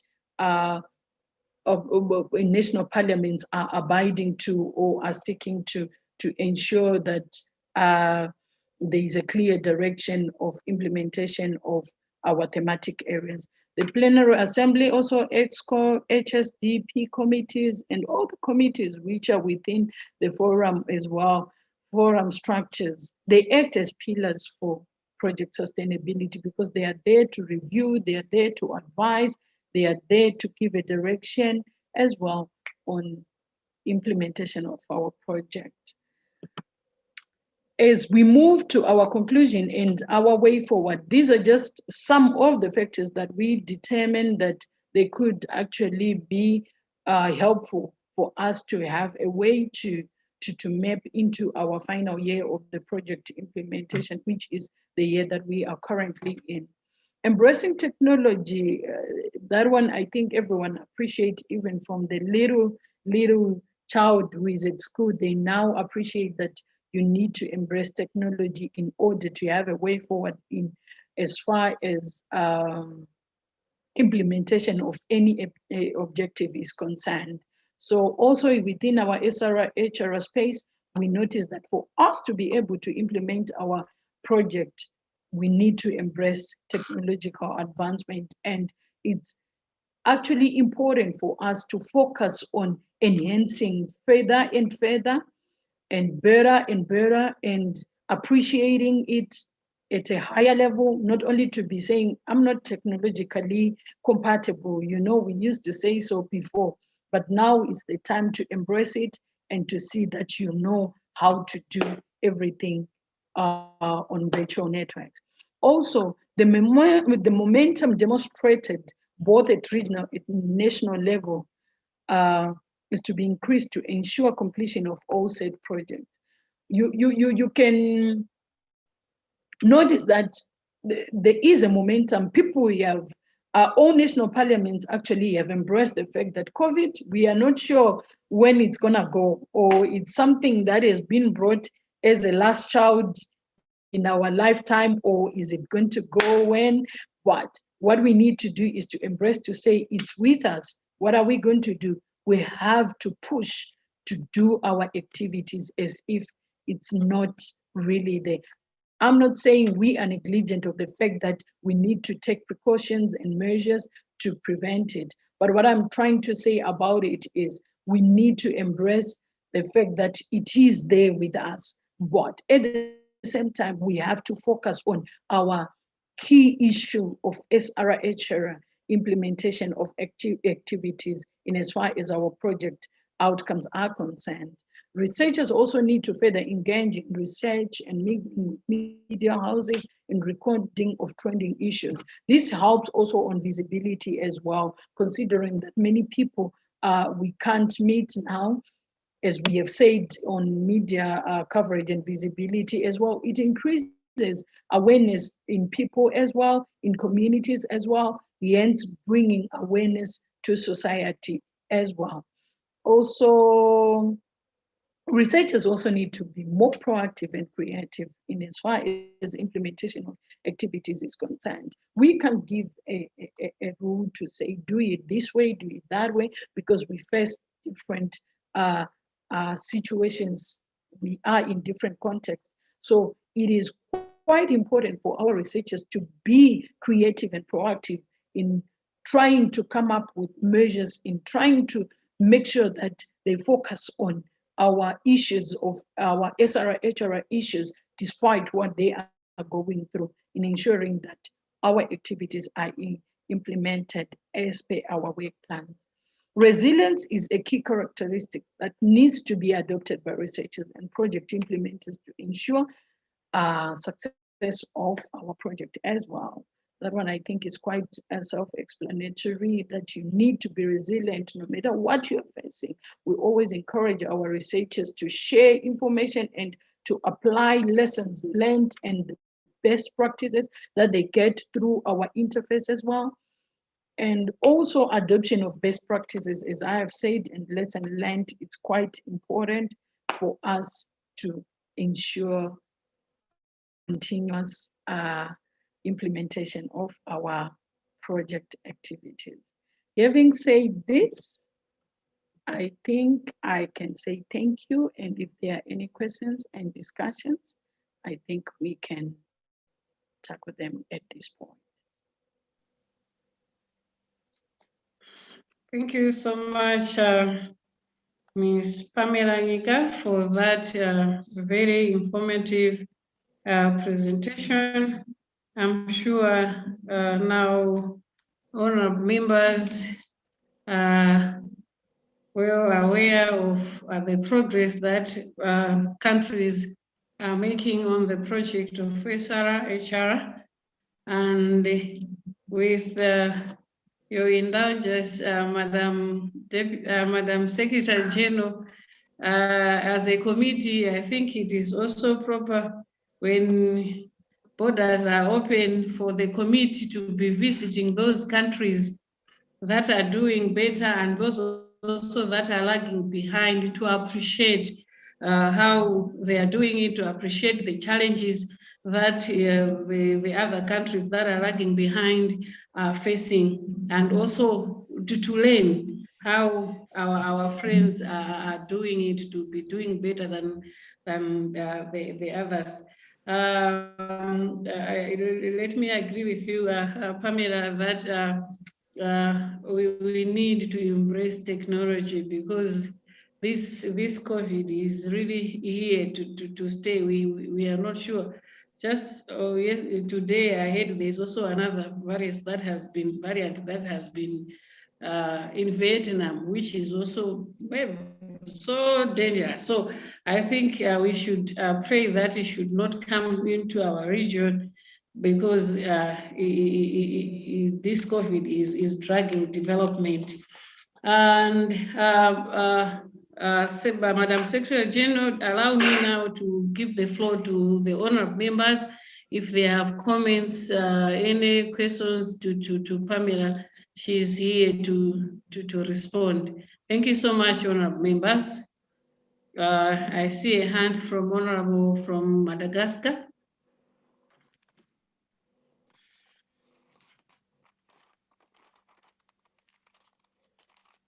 You may take the floor. Merci, Madame la Présidente, de m'avoir donné la parole. Pour Madagascar, il est vraiment nécessaire d'intégrer, de rejoindre l'équipe dans le domaine du projet SDSR. Et je crois qu'il est temps de rattraper le retard à propos de ce projet. Mais je tiens à vous signaler que il y a des travaux qui sont déjà faits, ce qui concerne le Parlement malgache. Comme par exemple, à propos de lois relatives à la lutte contre la violence basée sur les genres. On a déjà adopté une nouvelle loi numérotée numéro 2019-008 relative à la lutte contre les violences basées sur les genres qui a été promulguée le 16 janvier 2020. Donc, on a déjà fait les travaux, même si on n'est pas dans les projets. Donc, il est vraiment nécessaire de faire le suivi pour bien appliquer cette loi et comme quoi on va vivre vraiment avec cette égalité et pour abolir la violence basée sur les genres. Donc, il y a déjà des progrès, mais il y a des problèmes sur le rapportage. Donc, on n'est pas prompt, on n'est pas à jour sur ce rapport, mais on a déjà fait les boulots. Et il y en a aussi des boulots qui sont déjà faits par le Parlement malgache. Il y a des séances d'information avec les sociétés civiles, des consortiums de sociétés civiles, avec le ministère de la Santé et aussi le Parlement malgache, en particulier la commission de santé, qui travaille surtout sur le financement de la santé, en particulier les SR et le CICU, les santé de reproduction et les couverture santé universelle. Et là, on a travaillé sur les plaidoyers budgétaires à Madagascar. Donc, on a déjà fait le boulot, mais c'est dommage, on n'a pas les experts qui nous appuient, mais je crois qu'on peut améliorer, on peut participer vraiment, intégrer à ce projet. Merci, mesdames et messieurs.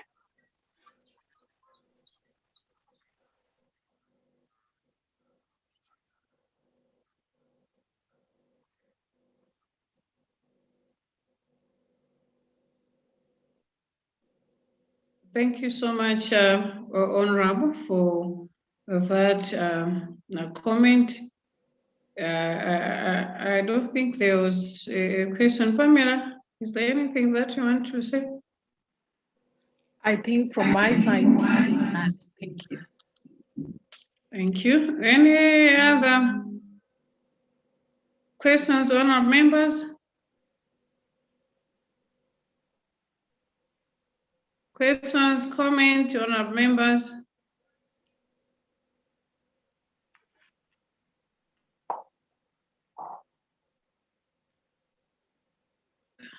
I'm not seeing any. Madam SG, maybe I'm missing someone. Can you see any hand? Yeah, okay, seashores. Yes, I see she's seashores. My hand Yes, is I up. see she's. Yes, I see seashores. I've seen you, Honorable, from Borina. I recognize seashores, Honorable Rose. From there, we'll move to Honorable Paulina from Zimbabwe. Then we'll go to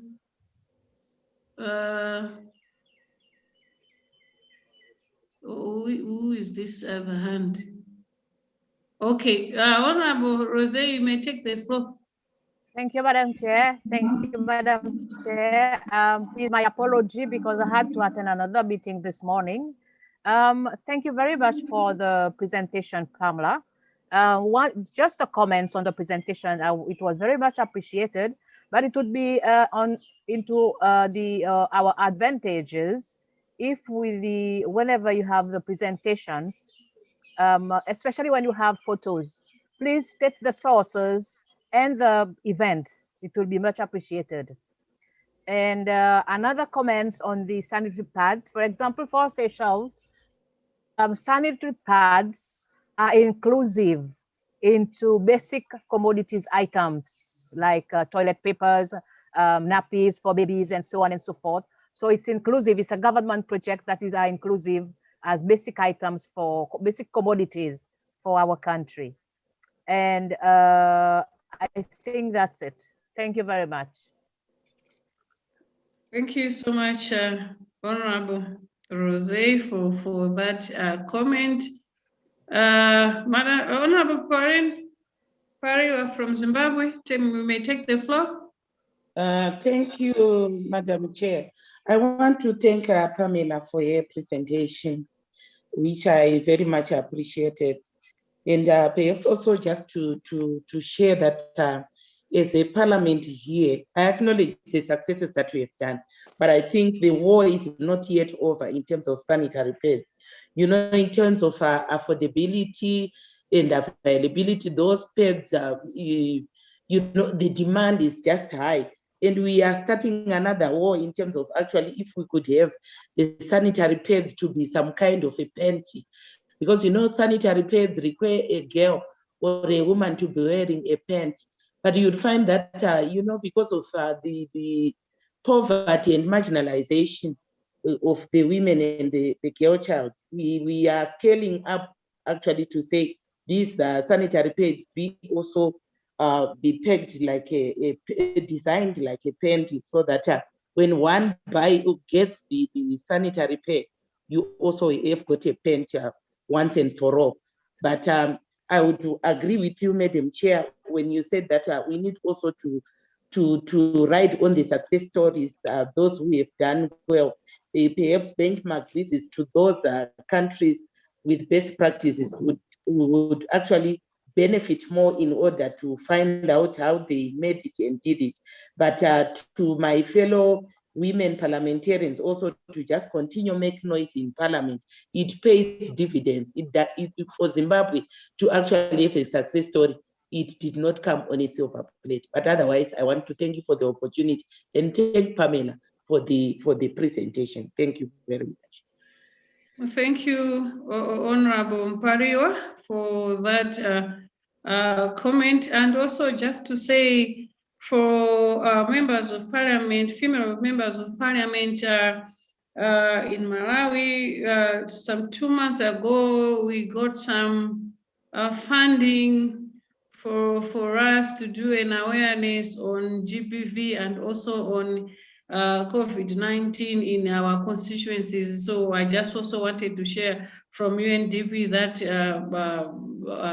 non-governmental organizations are also coming in to assist members of parliament to have awareness campaigns in their constituencies. Thank you so much. Is there anyone else? Any other hand?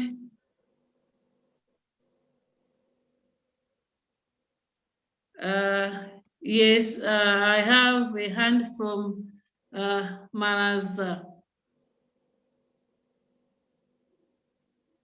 Just say. Oh, a very good morning, honorable members. A very thank you to our M&E officer, Jabulile from Eswatini Parliament. Pardon, our deputy, Honorable Banza, couldn't come in due to network issues. His constituency is quite constrained. As a researcher, SRH researcher, would like to appreciate all the good works and the support we got from our Sadiq PF, our APHRC, which is our research resource center based in Kenya, African Population Health Research Center. Would like to thank our SADC PFSG as well as the Secretariat. We've managed to do a lot, though with post-COVID, we have experienced a lot of challenges. As researchers, we've been exposed to quite a roller coaster of emotions where we are expected to execute our outcomes, rightfully so or seamlessly. At the same time, we had to be as resilient as ever and shoulder all the problems emanating from our parliamentarians who are champions. We have witnessed deaths, we have witnessed within parliament, within our staff members and all, but we just want to thank the support we got from SADC PF and our M&E officer who has been so much patient with us. Honorable members, we want to say you've touched based on your comments on issues of menstrual health. I just want to add that as a country, we have commemorated the Menstrual Health Day where we want to say our Ministry of Health and UNFPA is highly engaged in reviewing the SRHR policy, where we want to see as a country menstrual health being feasible. But that does not deter the good works which have been done by the Ministry of Health, the Ministry of Education, to redress issues of comprehensive sexuality in terms of distributing dignity packs and more, and with the assistance of NDA, National Disaster Management Agency, being mindful that as Parliament, SRHR has been quite mainstreamed. I can say a lot, but the more of it is just to say thank you, and we support our HSDP Standing Committee to support this initiative. And the gadgets which we have received, they've made us to execute our work rightfully so. Though our parliaments are embraced with such dynamism in terms of ICT configuration, but we just want to appreciate more, and we are pledging that for our final leg, we are promising we're going to do more.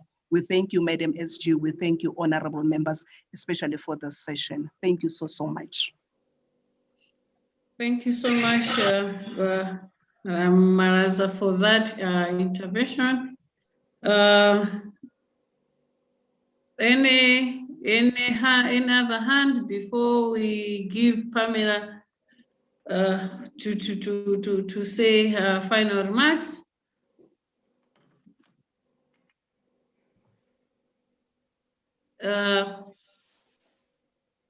Did I see a hand?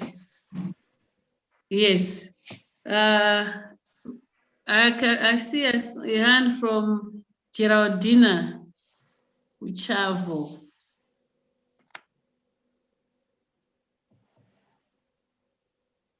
Can you hear me?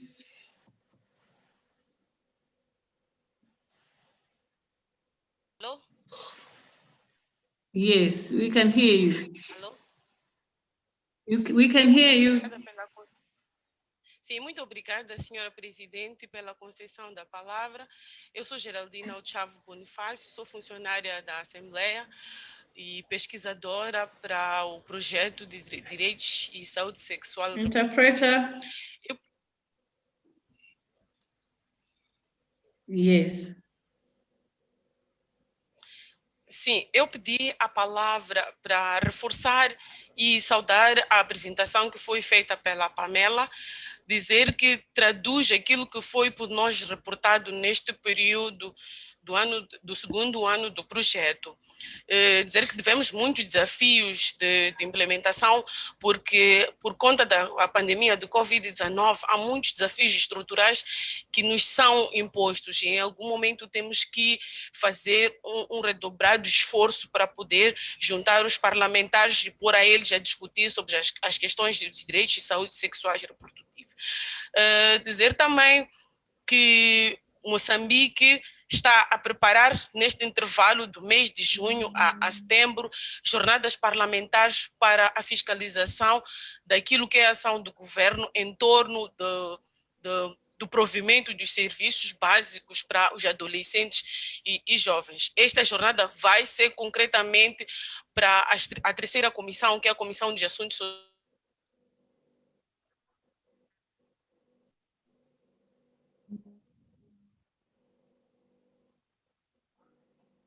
No, we have lost her.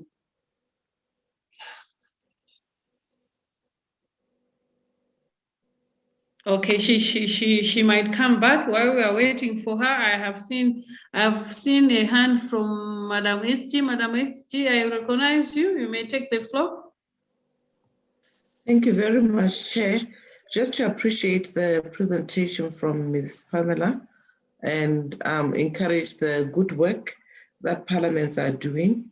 And we look forward to really ensuring that this project, at the end of the day, the results is something that we can showcase. And we take note of the cross-learning requests from the chair. And we believe that once opportunities avail themselves for face-to-face meetings, this would happen. However, in the interim, we can still continue to do such interfaces online so that we do not lose out, because the time moves and therefore we may not be able to regain the same ground and time as it is required. Honorable Chair, mine was just to indicate here that Madagascar should actually consider joining the project fully by recruiting a researcher and joining the project. And any other country which is not part of the project that wants to join, we really encourage them to do so. There is an opportunity that may present itself that the project is going to be extended for a further 2 years. And therefore, the committee should come out strongly with a resolution to the plenary assembly requesting other countries to join. In the interim, we will assist and will request the Director for Human Resource and Admin to send out the initial advert and agreement to countries to encourage them to join that have not joined the project. I thank you, Honorable Chair. Thank you so much, Madam SG, and thank you for granting that opportunity for Madagascar and any other country which has not joined yet to join.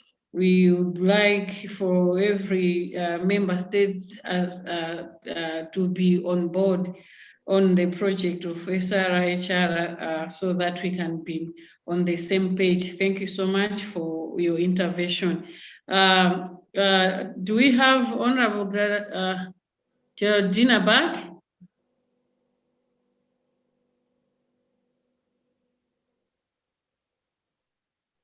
I think we have completely lost her. She has indicated that she has problems with the internet.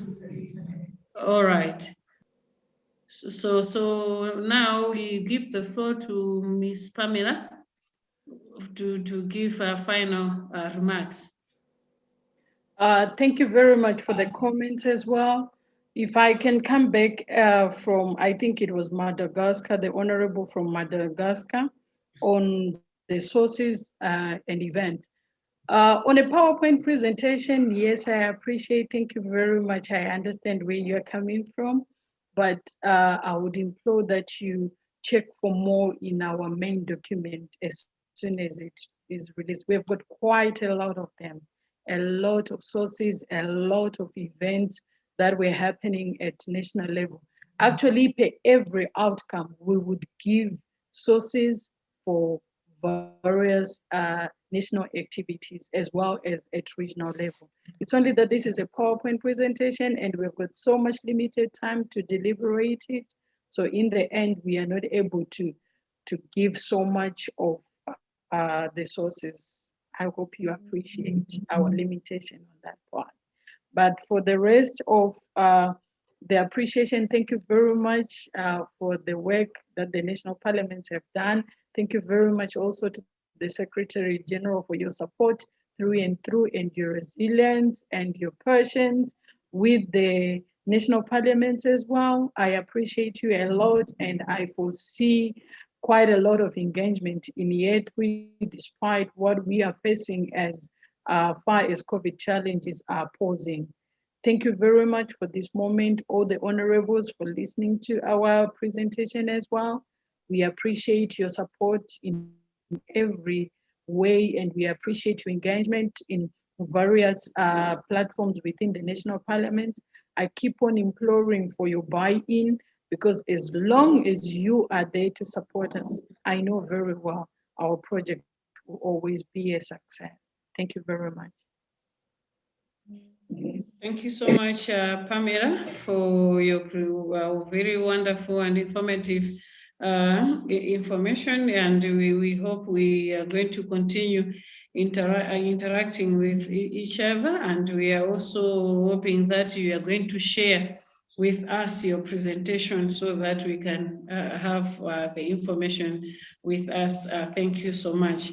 Honorable members, at this point, we are going to have our item number 7, consideration of the scorecard for the Sadiq model law on child marriage. And this is going to be presented by Mr. Segobini, consultant, policy and legal analyst. Mr. Segobini, are you there? I am here, Madam. Madam Chair, Mr. Segobini. Mr. Segobini is unable to join us. All right. I was wondering, when did you change names? It's possible nowadays, Honorable. All right, Honorable Chair. ahead. Yes, he has had to rush his child somewhere. Let me open up the presentation. I believe that honorable members, you have received the presentation. You have received the scorecard, let me say, and you'll be able to cross-reference that as we do the presentation.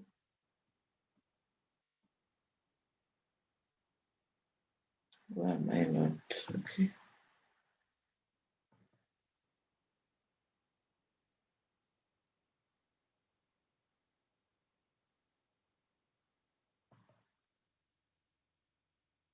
I'm not sure why I'm not able to share.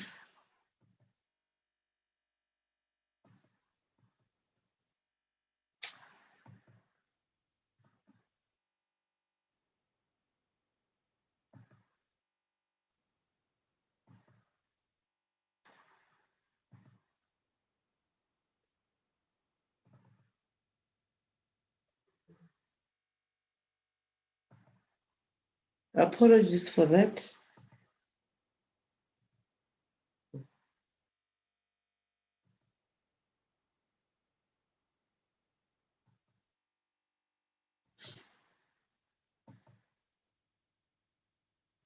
Are you able to see the presentation?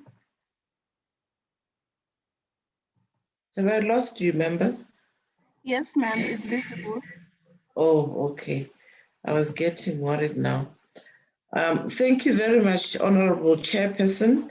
Thank you very much, honorable members and members who are observers in this particular session. Let me also recognize our researchers who are with us today and staff from the Sadiq Parliamentary Forum. I note that time nowadays is really limited because of the many Zoom calls and the many interests that are happening at our national parliaments. But this is a demonstration that you do have interest in the affairs of the forum. For that, we are eternally grateful. Today, honorable members, I'm really pleased to present on behalf of Mr. Segobini progress regarding the SRHR model law on child marriages in the form of a scorecard, which has been shared with you, honorable members. This is progress that we really appreciate from our end. And we believe that it is a model that requires this committee to look at and be able to emulate or encourage other committees of the forum to be able to implement. We designed this presentation as a way of explaining and giving further context to the scorecard, which has been circulated, I think, in the past week or so, with the documents for this meeting by the Secretariat through Mrs. Paulina Kangwachivi. Before we go further into the slide, I would like to say that this scorecard, honorable members, is a natural evolution of the work accomplished by the forum with the development of model laws at the SRHR Parliamentary Forum. We believe that if we continue to keep check of the domestication process of what we do in terms of the model laws that we develop, it would put us in good stead in encouraging domestication at the national level, in awakening and making the citizens of SADC become aware of what has been developed, what they can begin to insist on at national level, or what they can begin to encourage their governments to do at national level. We spoke earlier on, Pamela, when she was presenting, spoke about the model law on gender-based violence. I'm happy to inform you that this model law has already been finalized and is ready to be presented at the 50th Plenary Assembly. We are also in the process of developing the public financial management model law and the digital economy model law, which we hope will also be competing for days of attention during the plenary assembly session. So, honorable members, this is an important progress that we should really take to heart as a committee and begin to push through our various committees that we may belong to, like the RWPC. Some of you sit in various committees of parliament, and we believe that this is something that we should all be able to emulate. What we should recognize is that we need to be able to answer the question when asked, how do you monitor the model laws that you appear to be developing all the time? And how do you as a forum assess the impact of these model laws? Or even how do you as Sadiq parliamentarians assess the extent to which the model laws that have been domesticated in your countries or by your parliaments has an impact? We recognize that these questions are asked to us all the time. There are critics of the model law who don't see the value of model laws. And sometimes people become very intentional in terms of trying to demonstrate that the model laws have no value. And you'll recognize the fact that as we want to become a parliament, this is one of the greatest pillars that we take with us to say we may not have legislative powers as a Sadiq Parliamentary Forum, but we believe that the development of the model law is a feature that has the greatest impact similar to those of laws. So there's this gap which needs to be filled, and this is exactly what the scorecard seeks to achieve. And we believe that you'll be able, as members of parliament, to answer these questions when fielded, or to push the work that is required to be done if we follow what the scorecard will yield results, and therefore we'll be able to respond to those at any given time.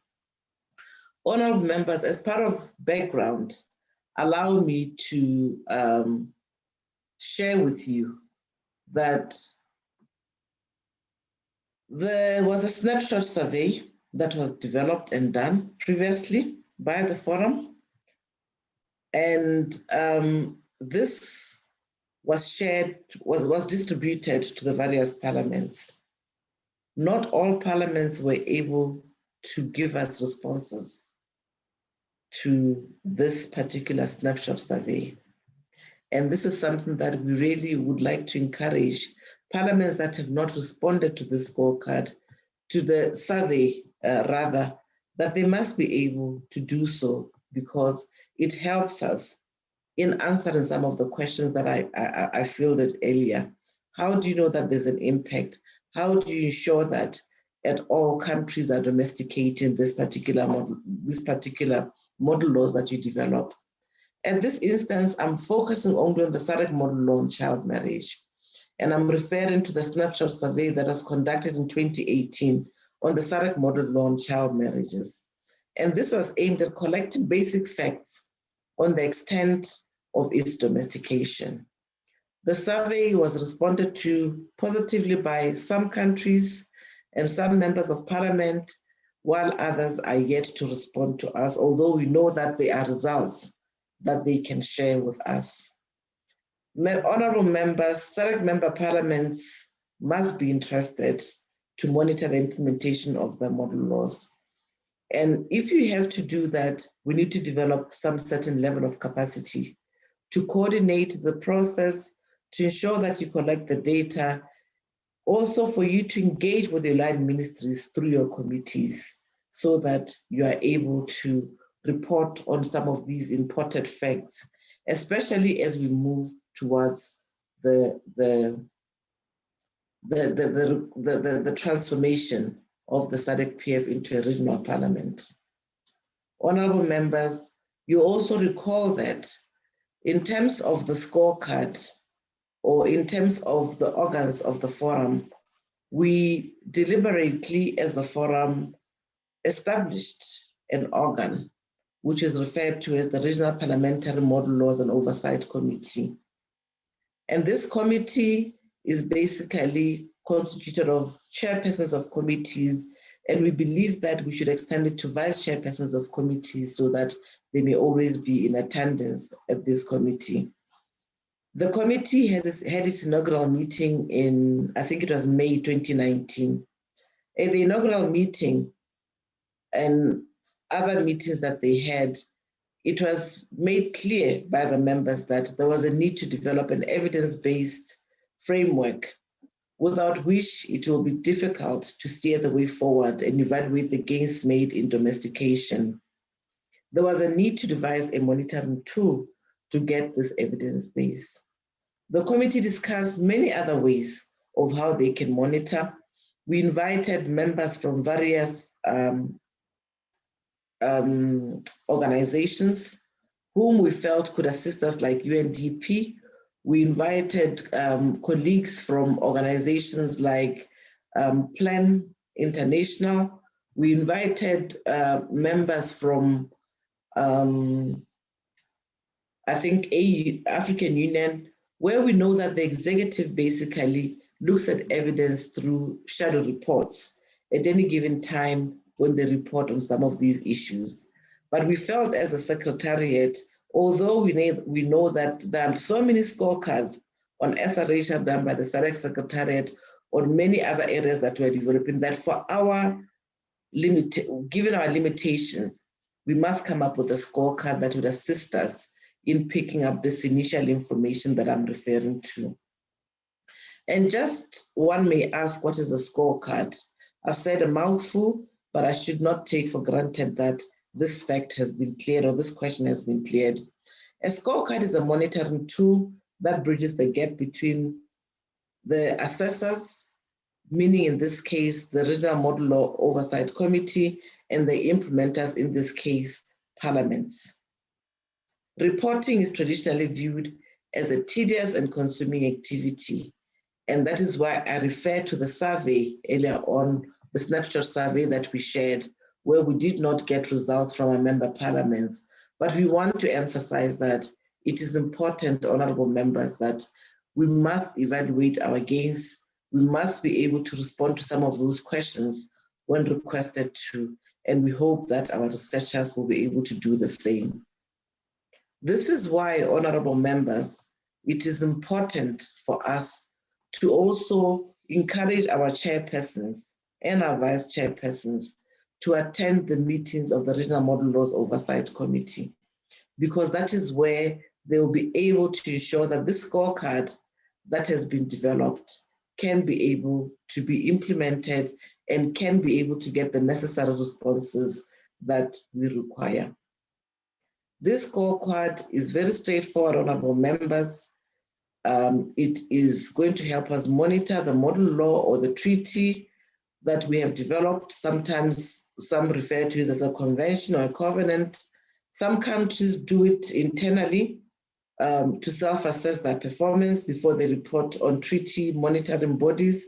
For example, before reporting to the Human Rights Council or the Committee on Socio-Economic Rights, some countries develop templates to facilitate the gathering of information locally.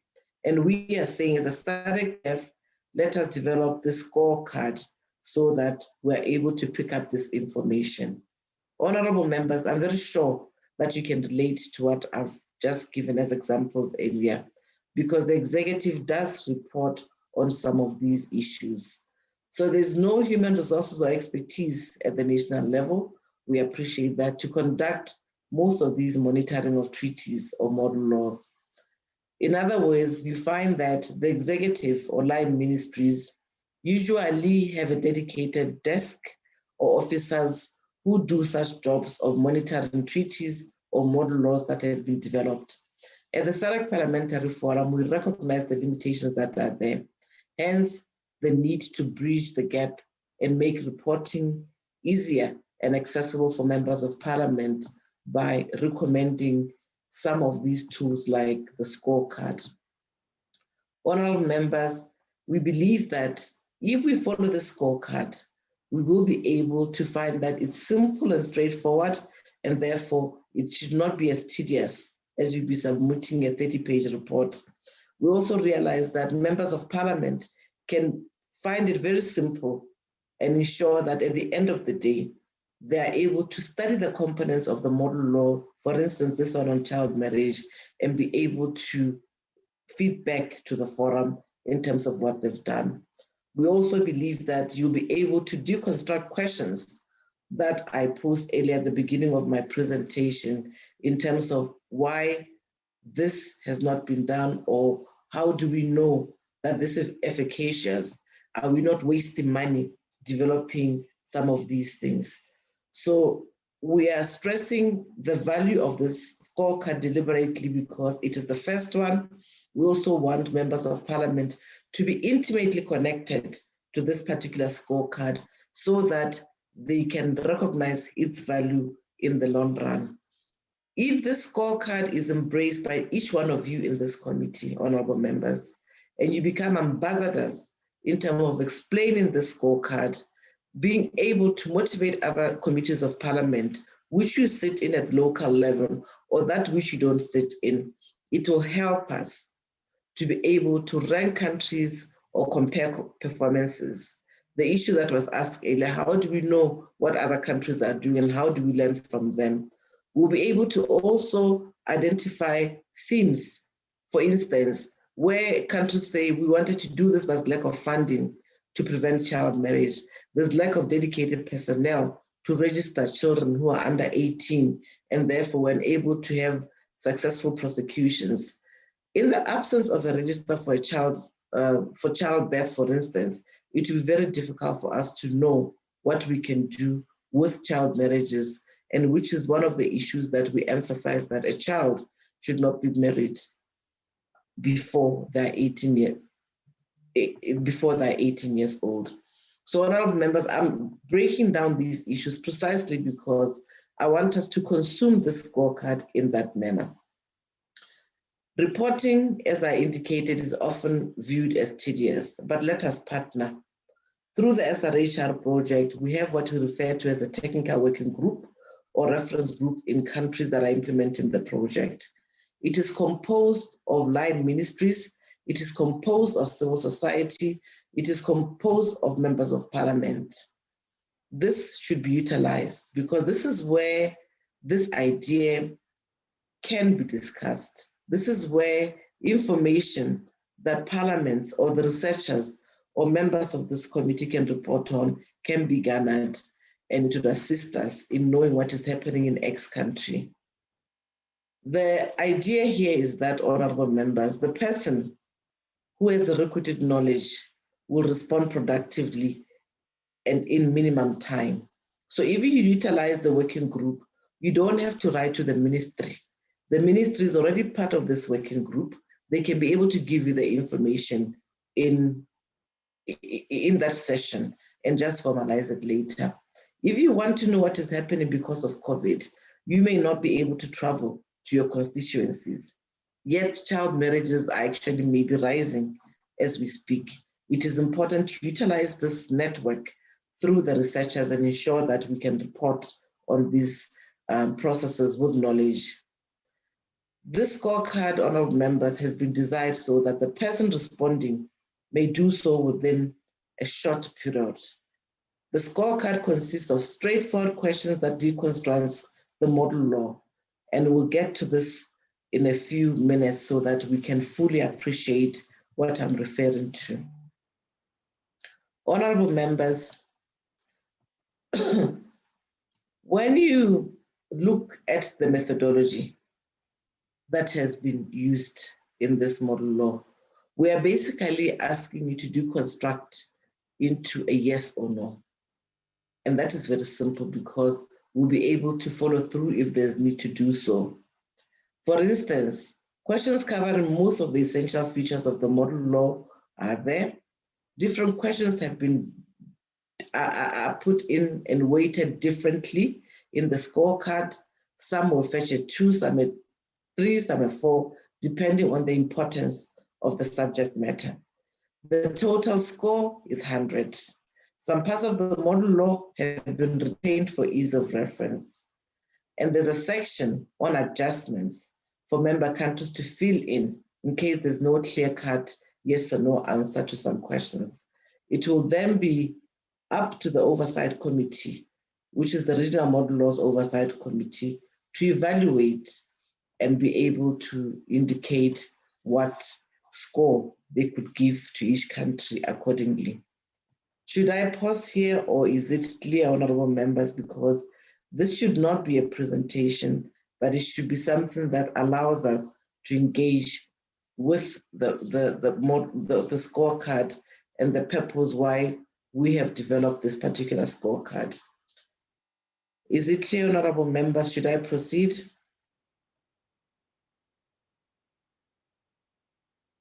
Chair, should I proceed? Yes, Madam Vice Chair. Okay. So the scorecard methodology, let me repeat all over again, is an essential component of the feature of the model laws, that it has been deconstructed into a yes and no question. This type of questioning is also sometimes referred to as a polar question. And this has been made for the convenience of those who will be filling the scorecard, because some of them find it very tedious. The model law, honorable members, has been broken down into 43 questions with different weightings or weightages depending on the importance of the subject matter. The total score, once again, is 100. And the same parts of the model law have been kept on the scorecard for ease of making cross-references. However, honorable members, and I'd like to reiterate, as for all the yes or no scorecards, there'll be questions that may not have straight yes or no answers, depending on the national context. Therefore, there's a part called adjustments at the end of the scorecard for member states to give further information. This will then be proposed by the Secretariat and recommended for evaluation by the Oversight Committee. It is the Oversight Committee that will then decide the score, and we can then decide if these should be shared at the level of the Plenary Assembly for appreciation of other countries. Honorable members, finally, I'd like to emphasize that the scorecard is just a beginning. And with further data before us as this committee, there may be other monitoring actions that are devised for the model law. This will happen once the initial bottlenecks are identified. Allow me to quote the Greek philosopher Plato, who said, and I quote, "The beginning is most important part of the work," close quotes. And I think this is really the spirit going forward. I wish to point out here, honorable members, that even for treaties, as I mentioned earlier, which are now, some of them are over 60 years old, such as the United Nations Declaration or the International Covenant for Civil and Political Rights under the UN system, monitoring is still an extremely difficult exercise. At the SADC level, we are starting for this model law, but it is commendable that the forum is starting well with the monitoring tool that makes reporting easier. That is why, when you look at the way forward, once you have approved this, honorable members, the scorecard should be submitted to the Oversight Committee for consideration and for eventual transmission to member parliaments for us to start this work. And I'm emphasizing the easiness of the model law because I would like for you to be advocates and motivate for other members or committees to look at this. This scorecard has been designed, as I've said, for the SADC model law on child marriage. But as honorable members will be aware, there are also other model laws, such as that one for HIV and AIDS, there's one for elections, or even we have what we refer to as the minimum standards for key populations, which was developed by the forum. This scorecard is also acting as a pilot, which could be used to monitor other legal instruments developed by the forum. And this will assist us to respond to questions that I raised earlier. How do you know that these model laws have an impact? Why should you be given powers to do model laws, yet you are not a parliament? How do we know that it adds value? Because what we are used to is only situations where we are legislative powers, and therefore these things can be considered of value. Honorable members, I submit for your consideration and hope that you'll be able to support this process at its infancy, and you'll be able to spearhead some of this valuable work around monitoring. I wish to submit, Chair, and thank you for your kind listening.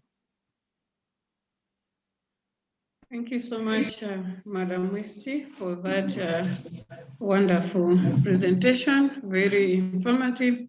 And let me agree with you that in every project, every program one implements, you will need to monitor and evaluate to see if you are you are succeeding or not. So I think the scorecard for our model law is a very welcome idea, but it is upon the members to look at it and recommend and then submit to the regional model law committee. Honourable members, there is the presentation on the scorecard by our own Secretary General. If we have any questions, any comment, this is the time.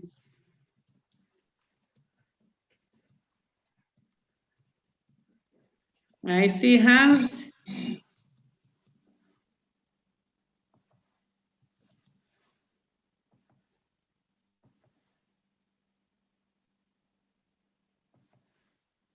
Any comments on our members? Any questions?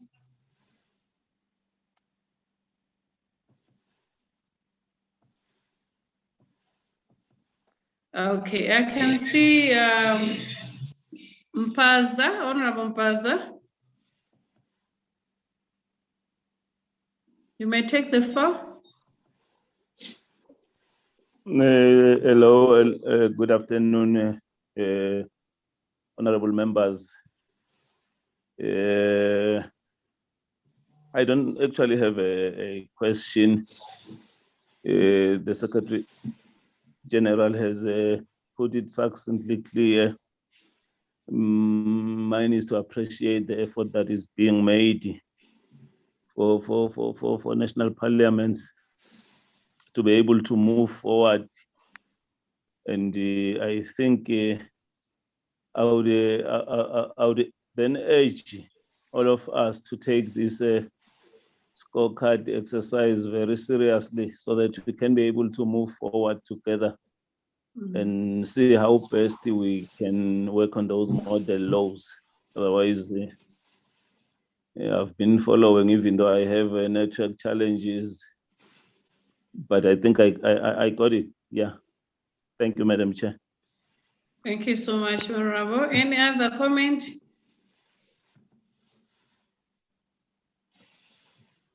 Okay, sir.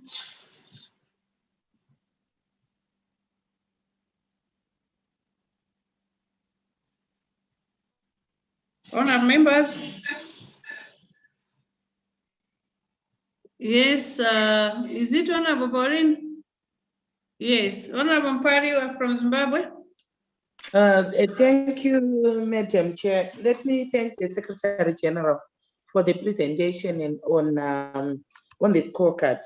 But just to find out on whether, is there any time frame as to when the country can then get to list or make the identification in terms of bottlenecks on the implementation, so that at least the countries can actually have a time frame when they can actually get ready in order for them to get, the scorecard implementation, or put the cart before the horse. I'm not sure. Thank you.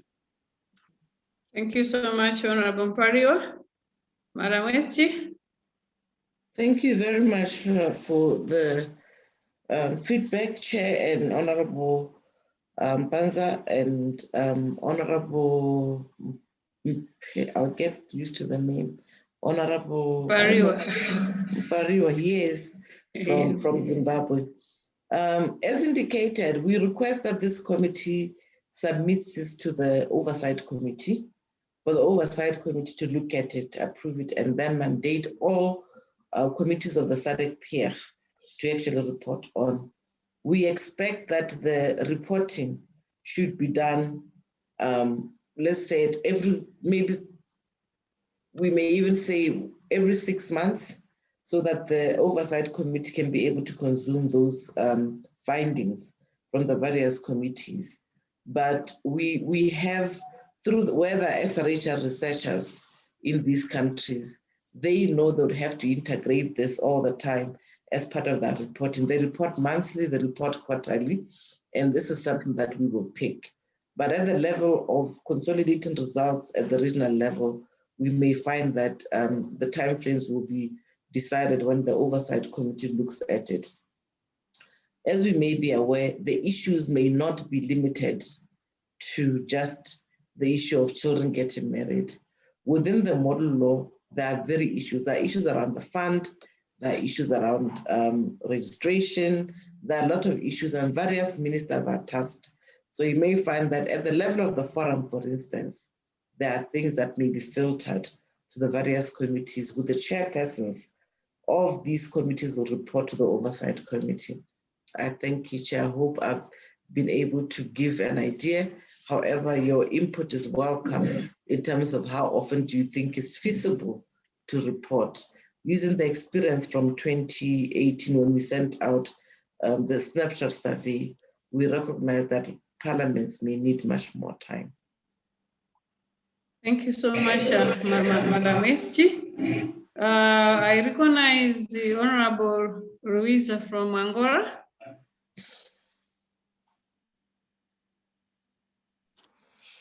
Muito obrigada, Senhora Presidente.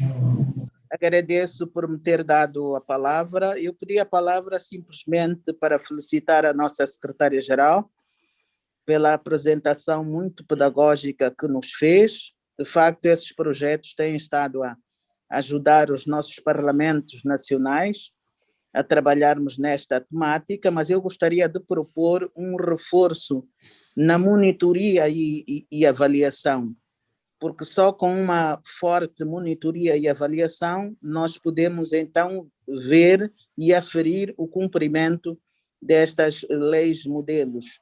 O nosso Fórum Parlamentar da SADC tem estado a produzir bastantes leis que ajudam os parlamentos nacionais, mas precisamos reforçar mais na monitoria e na avaliação.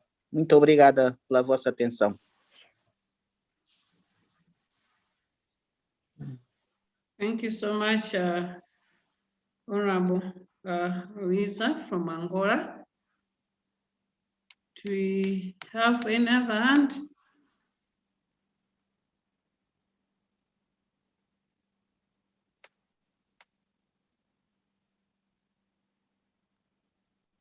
Any other hand?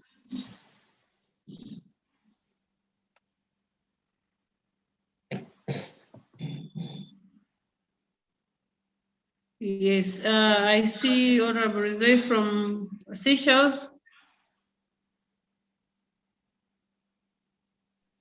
Thank you, Madam Chair. Thank you, SG, for highlighting the scorecards framework. I would just like to ask, there is another scorecard called the Sexual Reproductive Health under SADC, derived from UNFPA. And are we going to report on those two scorecards on a parallel basis, or are they going to be separate? Because I know there are some indicators that will represent into the SRHR scorecards and for the model law as well. So are they going to be integrated, or are we going to report on them separately. Thank you. Thank you so much, Honorable Rose. That's a very good, quite good observation. Madam SG. Yes, thank you for that question, Honorable.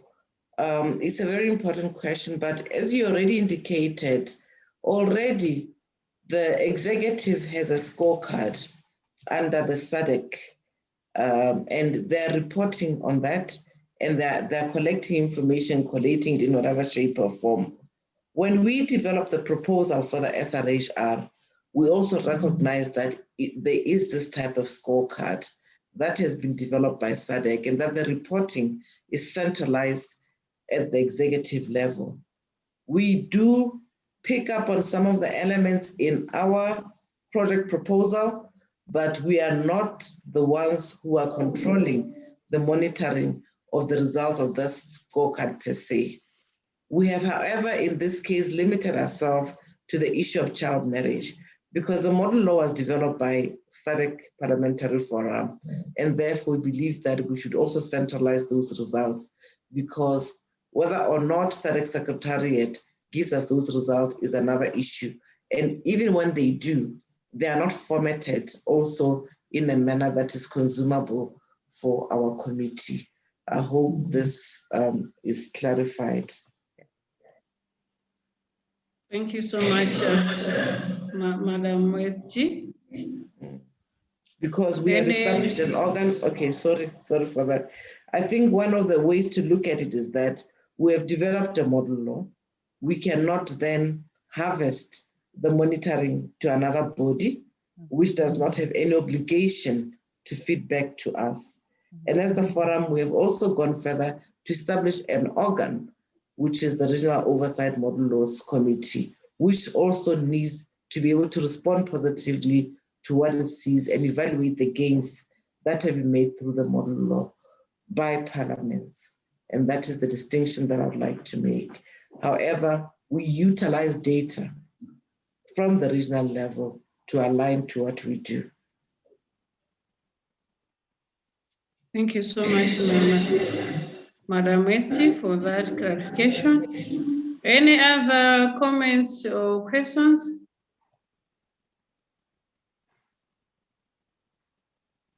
Madam SG, I cannot see any hands. Please guide on the consideration of the scorecard. How do we go about it? It is for the committee to adopt and agree that it must be referred to the Oversight Model Laws Committee, as indicated earlier, Chair, for them to be able to recommend that it gets integrated and used. Thank you so much, Madam SG. Honourable members, now our task here is to adopt the scorecard and then submit to the Committee of Regional Model Law. Any proposal?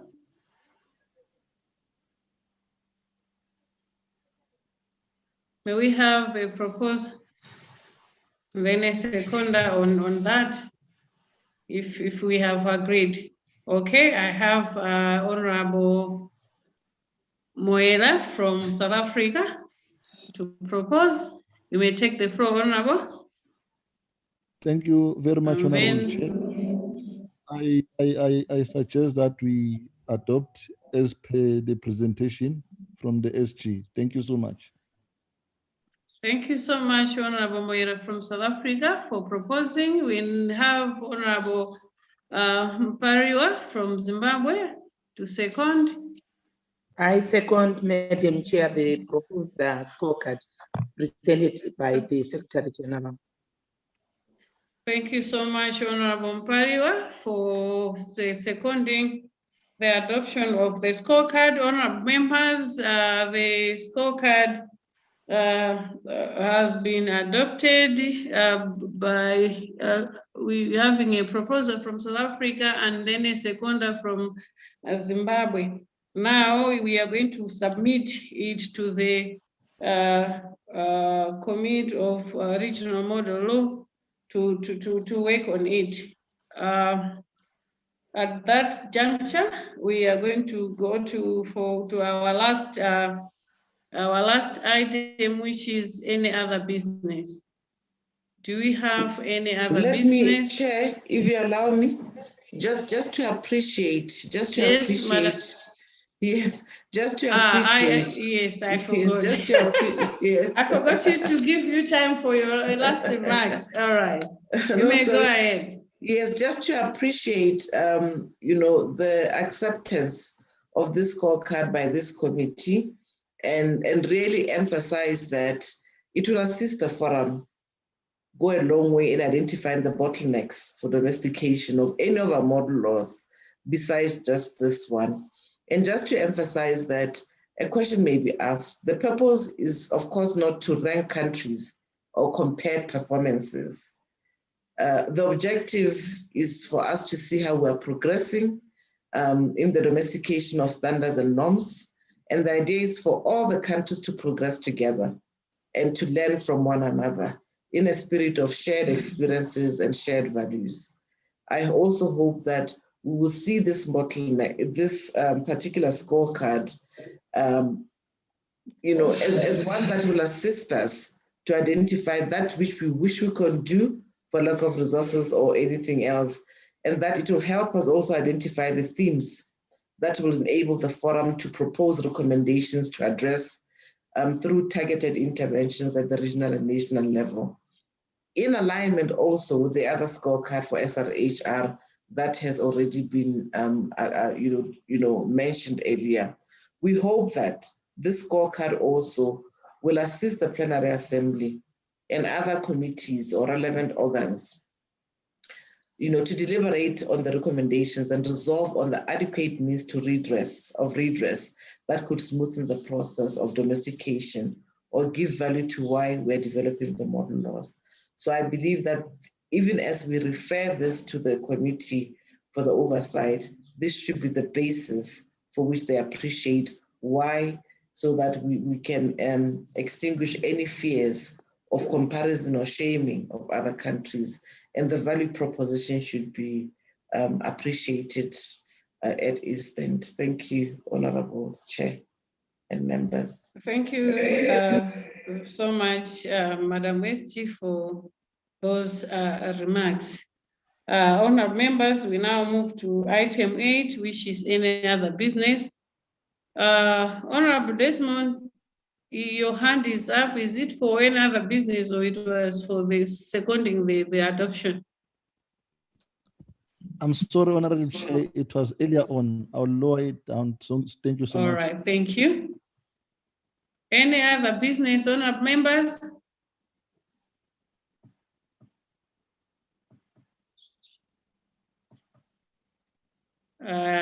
I can't see any other hands.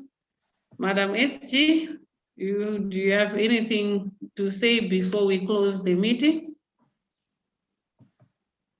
Nothing to say, Chair, just to appreciate the smoothness of how this committee went, and appreciate the engagement that was afforded to the Secretariat in this regard.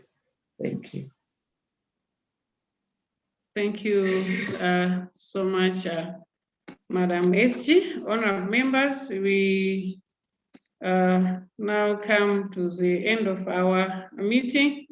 Allow me, as your chair, to give closing remarks. Honourable members, Sadiq PF Secretary General, Madam Boema Sekoma, resource persons, the Secretariat. Honourable members, let me take this opportunity to thank all of you for availing yourself to attend this meeting. I know it's not easy to find time to attend to these meetings, especially now that the region is still battling the devastating effects of COVID-19. Honourable members, during this meeting, the committee has managed to deliberate on a number of crucial issues in relation to the SRHR HIV-AIDS and Governance Project for the year under review. and also the scorecard for the child marriage model law. Honourable members, the presentations have been quite informative, and consequently, as a committee, we have learned quite a lot, and we now have a clear picture on the milestones that have been achieved and the challenges that have been encountered during the year under review. It is my considered view that the project secretariat will work on the issues and turn the challenges into opportunities so that the project achieves its desired goals and outcomes. Honourable members, the presentation on the scorecard has offered us an opportunity to learn more on the domestication and implementation of child marriage model law. Honourable members, without wasting much of your time, let me declare the meeting closed and wish you a safe stay. Honourable members, thank you all for attending the meeting. Thank you.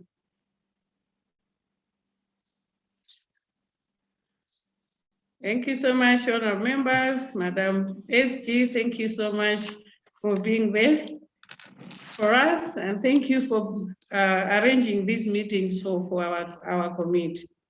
We appreciate it. Thank you. We are here to serve you, honourable members. Thank you. Thank you. Honourable Seychelles. Honourable Pariwa. Thank you. Bye. Thank you. Thank you so much, Secretariat. Big up. Thank you. Thank you. Honourable Angola. Hi, thank you. Thank you. Madagascar, South Africa.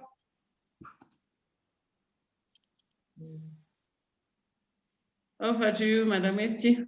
Thank you very much. Kindly terminate, host.